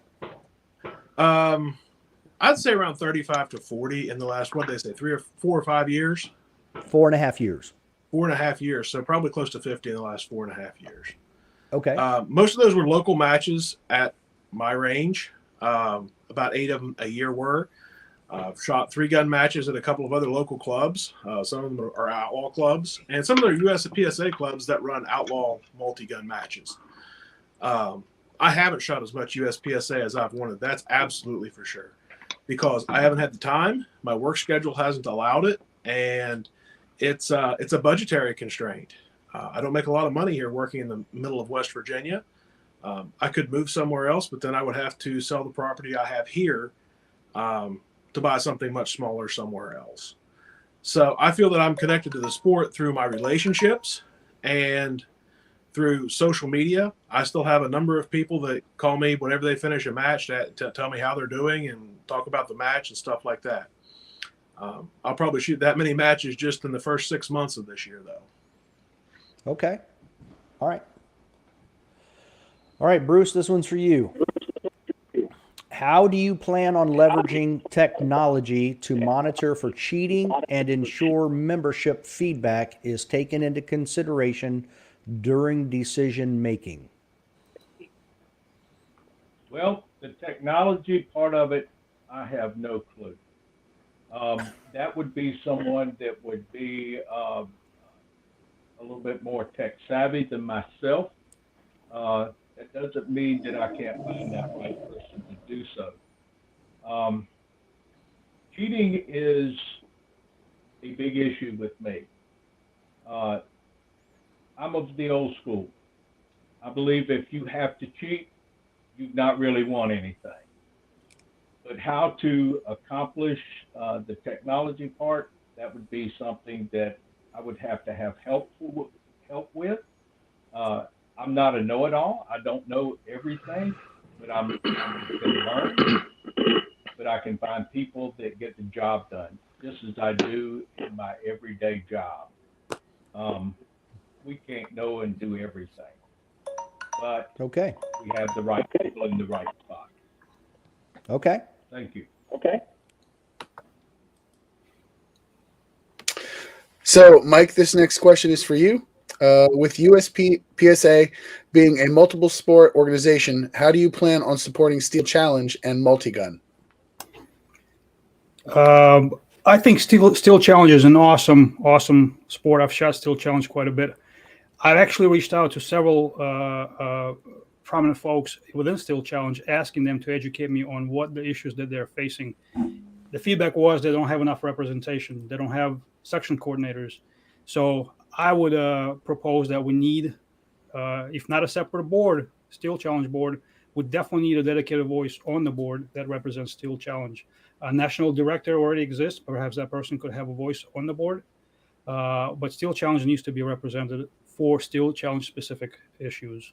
Multi-gun is an interesting development as well. I think a classification system would do that sport wonders as well. If people can strive to achieve the next level, I think that would be something. I am endorsed in both Steel Challenge and Multi-gun. I have never shot a Multi-gun match, so maybe that's something I will do this year.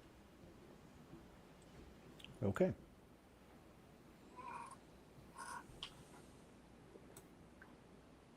Huggy, you're up, right? Yeah, so we're starting back with Matt Yep. on number 2. Starting back with Matt. All right. Matt. Okay. The official name of the new corporation is still the United States Practical Shooting Association / IPSC. What are your thoughts and plans for the IPSC portion of the name? So I believe that dates back to when the organization was originally incorporated into Delaware. it being not a USPSA and IPSC organization as two separate things. So that is what it goes back to. And what we've been briefed as the board, it's if you have to reapply for tax status if you change that. So there should be no changing that at this point. I think IPSC is an important role within USPSA, but to be honest, it only affects about 100 people out of the 35,000 members of USPSA. So not all decisions can be based on that. So we need to work with IPSC being the worldwide organization. I don't think we should change USPSA to be more like IPSC. USPSA is really good as it is. I think we still need to have national matches that qualify people to go shoot the world shoots. So starting a rifle only nationals to qualify people for rifle world shoots, shotgun only matches to qualify people for shotgun world shoots, and at that point. So Okay. All right, Emin, this one's for you. Is there a difference between the organization and the sport of USPSA? If there is a difference, which way do you lean and which do you think needs more attention?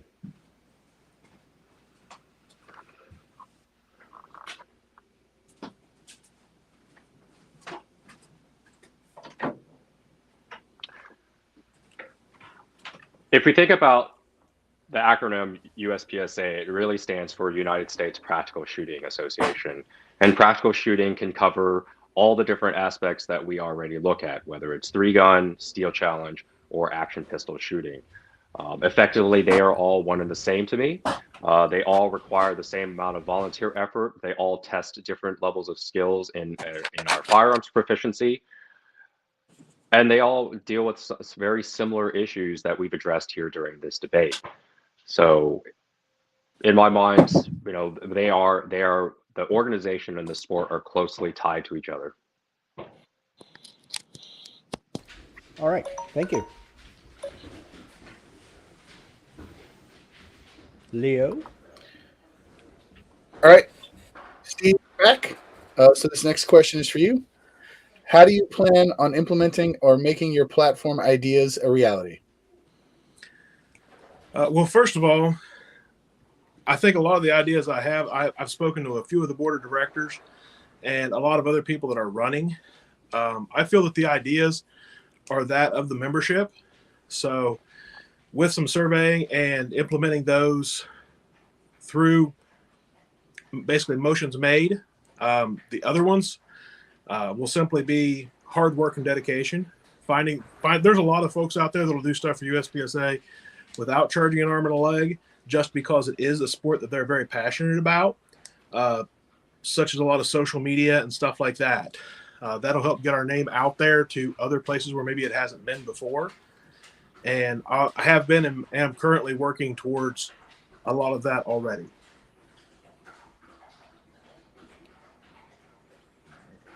Okay. All right, Bruce, this question is for you. How do you plan on implementing, making your platform ideas a reality?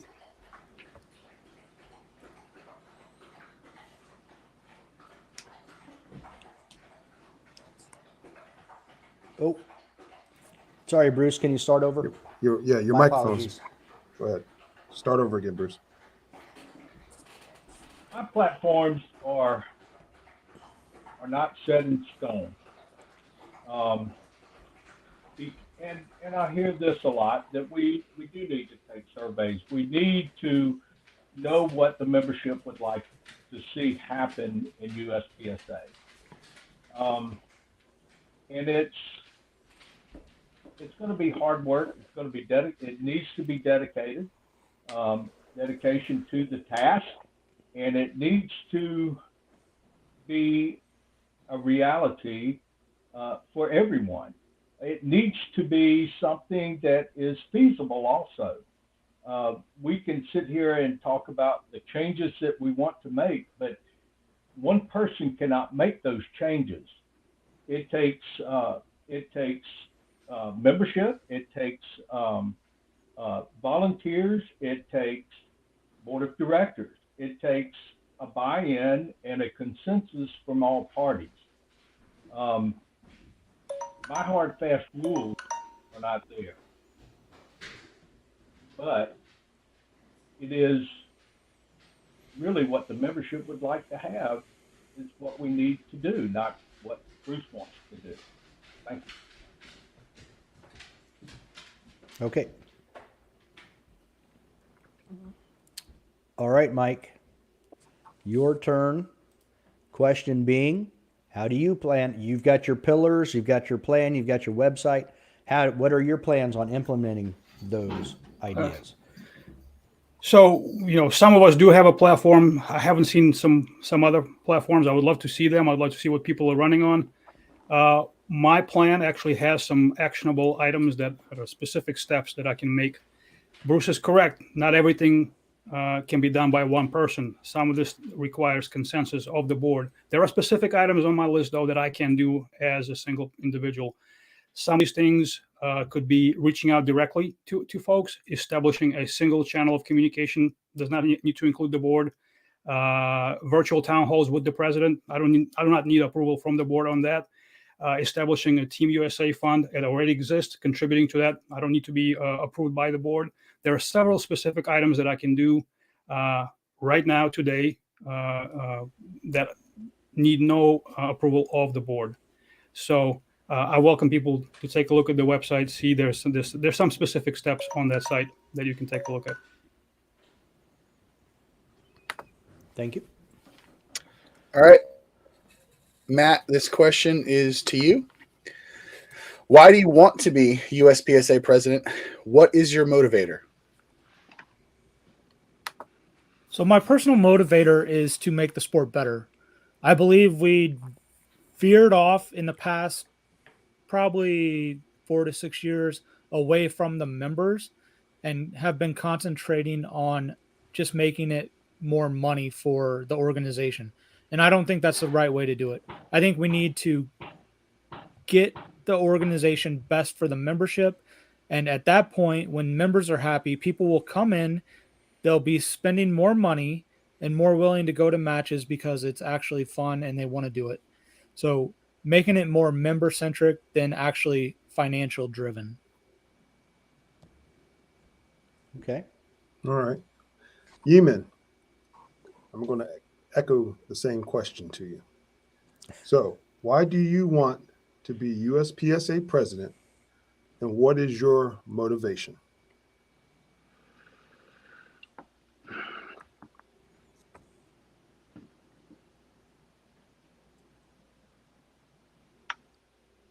He's got cheat. You know, notes when up I on the first ceiling. No, I wish. So when I started USPSA, I came from the tactical defensive community. I wanted to learn how to be a better pistol shooter.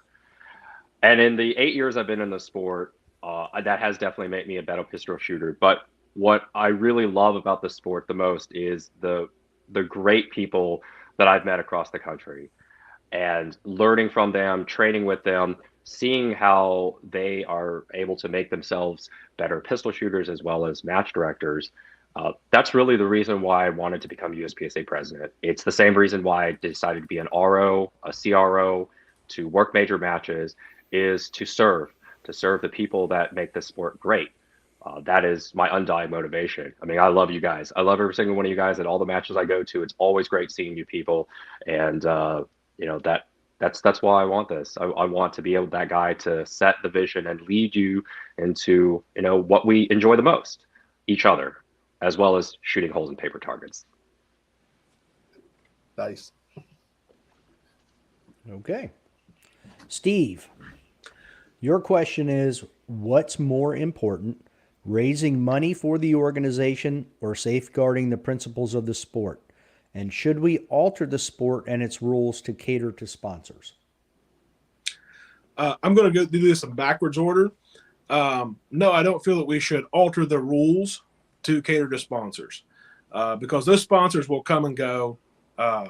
There's no guarantee that if we alter them, that they're going to stay and they're going to keep giving money.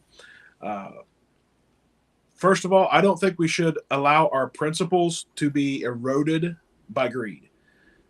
However, we also have to come to a realization that without money, this organization is done. It's not going to run well. I've been here for a lot of years. I've watched a lot of different presidents go, and we were in the red when Mike Foley took the lead. And I think the pendulum swung too far, but we are back in the black. And again, I think it has swung too far so that we're less focused on providing services to our members versus looking for ways to make more money and make the organization profitable. So I think we need to have a dual focus on this. I know that's not a steadfast answer, but I don't think we should step away from our principles. But sometimes we have to do things that aren't completely in line with that to be able to keep our principles. Okay. Leo. For instance, I don't like 10-round mags, but we can't have 15-round mags in New Jersey. All right, Bruce. This question is for you. What were the founding principles of the USPSA IPSC, and would you work to preserve and safeguard them? Wait a minute, say that again, please. Yeah, absolutely. What were the founding principles of the USPSA IPSC, and would you work to preserve and safeguard them? Right now, that is my fiduciary responsibility to preserve those. And I would work diligently to do so. And I have worked diligently to keep those principles in place. They're paramount to this sport. They are the foundation of this sport. If we erode the foundation, this sport will crumble. So, to me, that is something that we have to protect with everything that we have. So why did we remove them from the bylaws, Bruce? The founding principles. Sir? Why did we remove the founding principles from the bylaws? And what are We they? have not. What were they? Okay. What I don't want to do is, We have ask this you a question. devolve into an argument. So we'll disregard that. Thank you. Okay, you're welcome. We can have this conversation on the range, Matt. Okay. That was Mike. All right. not So, me. Mike, this question is for you.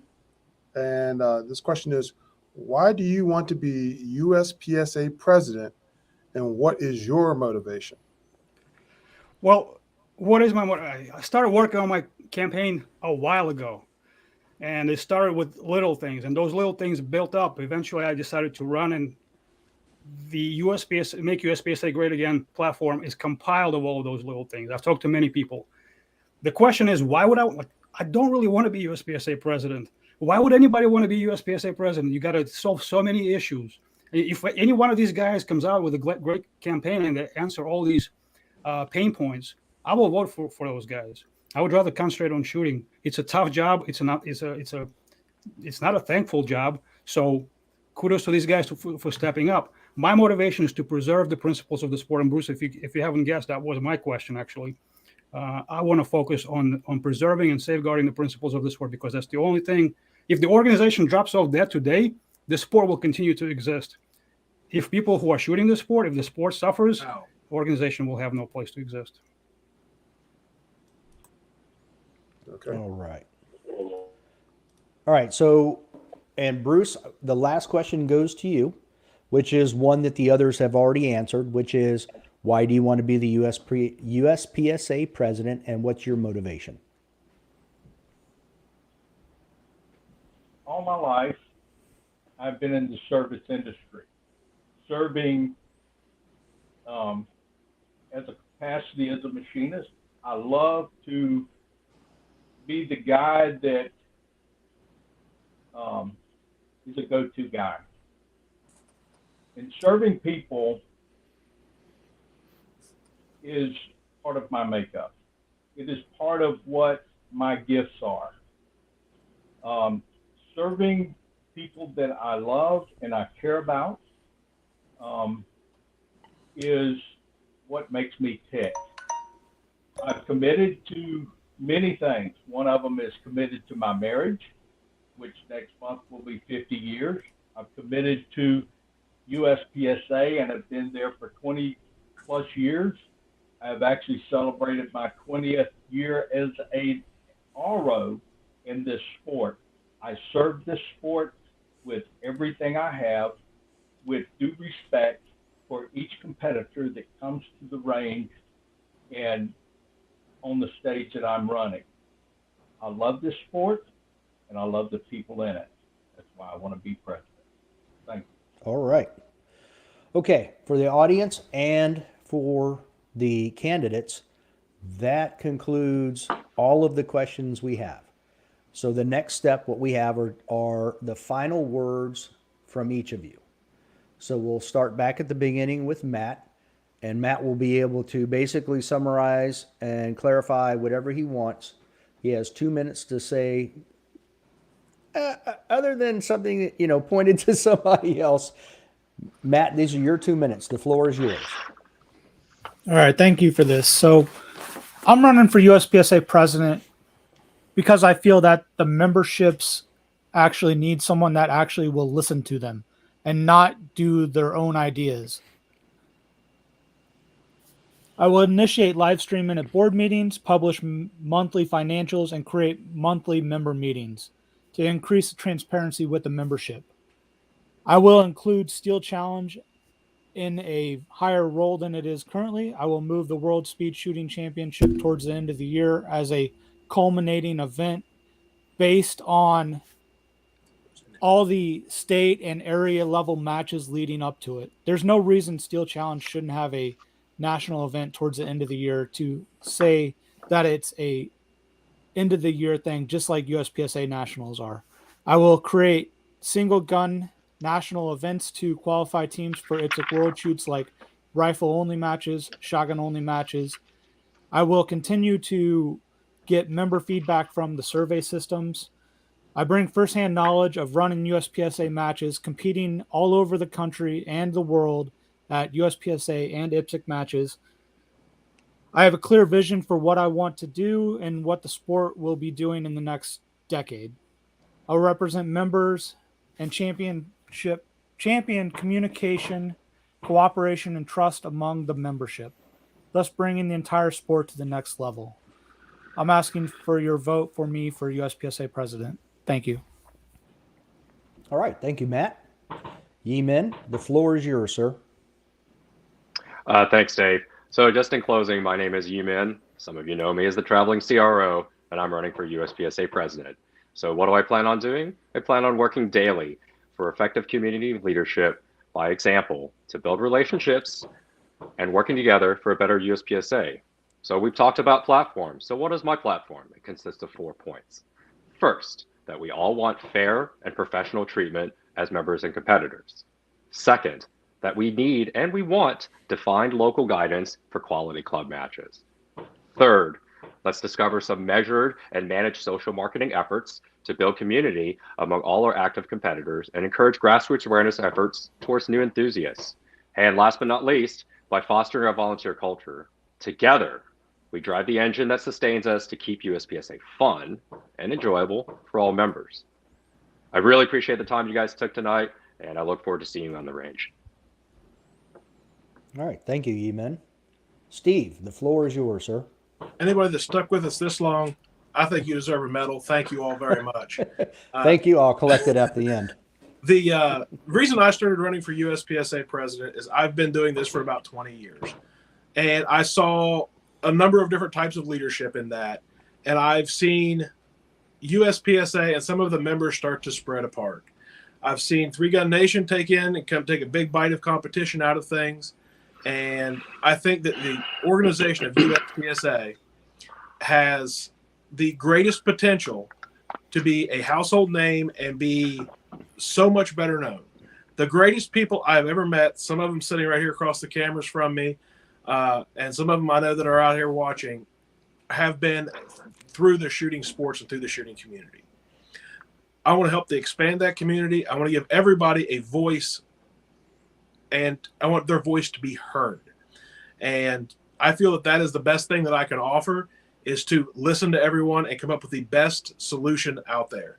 There are 1,000 things I want to do. I've always been a very ambitious person, from expanding the number of sports that we service, to how we service them, to keeping competition fair, and to bringing back a more friendly atmosphere to the sport.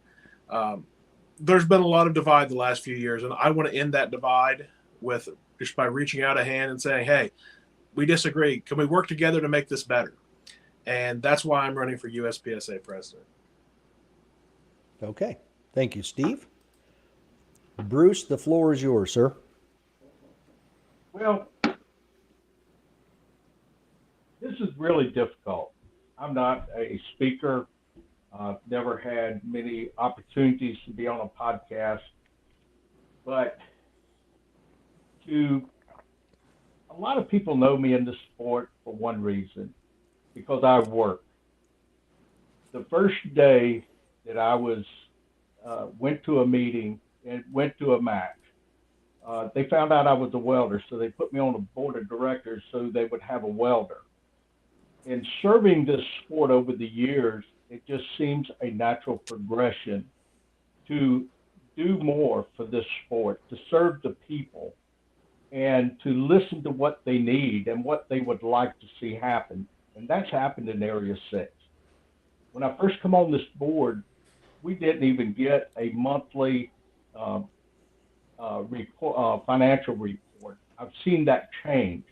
I've seen it grow internally, and I have seen it progress in the right direction. And I think I bring that to the table to ensure that it continues. Having the ability to be on the board has been a great experience for me. I'm not sure that it's been all fun, but it's been a very good experience for me. It's been a growing experience for me personally. But my idea is to serve this sport with all that I have, like I've done all my life, with everything that I get involved with. Thank you. Thank you. Okay, Mike, the floor is yours, sir. All right. Well, you guys are going to have to change your name from Casual Shooter Podcast to Involved Shooter Podcast, because you've done a thing that has never been done before in the history of this organization. Tremendous. Yeah. Right? To get us all on the same page and talk about our stuff. Much appreciated. I want to talk a little bit about, why I'm running and what focus I have while doing it. I want to make a distinction between the organization and the sport. You know, the organization is by definition is a structured administrative entity and the employees of that structure. Oftentimes I ask myself, well, am I a part of this organization as a shooter? Or am I just a member? I look on the website, the USPSA website. Well, I see all the board members. I see, the president does not have a picture right now, but I see all these names. I see the wonderful people that work at headquarters that make the sport run behind the scenes, update our classification system. But then the question comes up, well, match directors part of the organization. I mean, they're the ones doing all the hard work. They're putting these matches on the ground. I don't know who these match directors are, other than the ones that I come and visit. Our section coordinators, part of this organization, they are specifically specified in the bylaws, but who are they? Where are they on the website? I don't see their profiles. Range officers, senior chief range officers, range masters, where are they? There are 10 range master instructors. Are their profiles on the website? Are they part of the organization?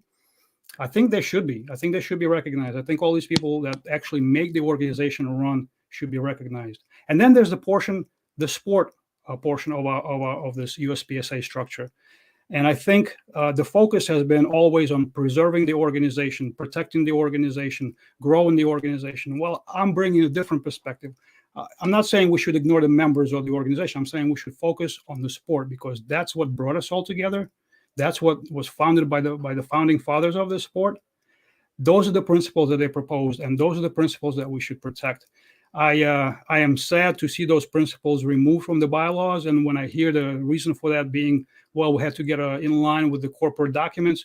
It takes $20 to file a new corporate document, and it takes a vote of the board to do that. It does not require the change of the bylaws. So the reason why I'm running, there are multiple reasons. I mentioned those, and they built up over time. Do I really want this job? If the guys that are sitting in front of you today, if they take care of all the things that I would like to take care of, I will step back and I will concentrate on shooting. I would rather they row me at a major match. So don't vote for me if you have a preferred candidate, but please take a look at my website, see what connects with you. And if those points connect with you, please reach out to your guy and ask him, what are you doing about that? I kind of like what Mike said. I don't want to vote for him. I want to vote for you. What are you going to do about that? So having said that, I want to once again thank the podcast. You guys are amazing. And the first time I had a good time, and again, here we are today. So thank you. Oh, I guess my mic was muted for once. Okay, so that concludes the show. Thank you, everybody. I want to thank all of you guys. We couldn't have done this if you guys did not agree to do it. I think it's going to be super beneficial to everybody who watched. They can go back into YouTube and watch it later. And for you guys, so you know, my plan is it's going to take some time, so please be patient. But my plan is to cut this video up to where we have a question. So there's going to be a video. Matt will have his own video where it's the question and his answers. Yi-Min will have his own. And we'll post that in our podcast. We'll put it on YouTube. So if somebody just wants to go back and listen to an individual interview from this debate, they can go back and listen to the individual candidates. Yeah, go ahead, Mike. Sorry, one point I forgot to mention, and it's an exciting time for USPSA. There's so many people involved. We talked about the discount, but there's a wave of activity from the membership. It's amazing to see. And you know how always people say, well, not everybody votes in the election, be that the election of a government, the election of the organization. I'm excited to see this movement, and I want to urge people to go out. Like Area 7 election is this year. I think another area is up for election this year again. Please go and vote. I'm not telling you who to vote for, but please. Area 4. Part also. of you, exactly. Part of your membership dues gives you a strong voice. Use that voice. If things connect with you, go and vote for the candidate that's running. So please exercise your right to vote. Well, and in a way, I mean, it's a benefit of your membership. It's a huge benefit. It's one single power you have as a member to really voice your concerns and really vote for whoever you think is going to do the job that you want them to do. Okay. Again, thank all of you guys. This was awesome. Thank you. Thank I you. greatly appreciate it. And Thank you guys for hosting it. Really appreciate it. You are one ambitious My editor. pleasure. Thank you guys very much. It's going to be an undertaking. Dave, Leo, Chris, He's thanks kind of a for big taking deal. the time to put this together. Thank you. Simplify, Yi-Min. Hoorah. Absolutely. Thank you.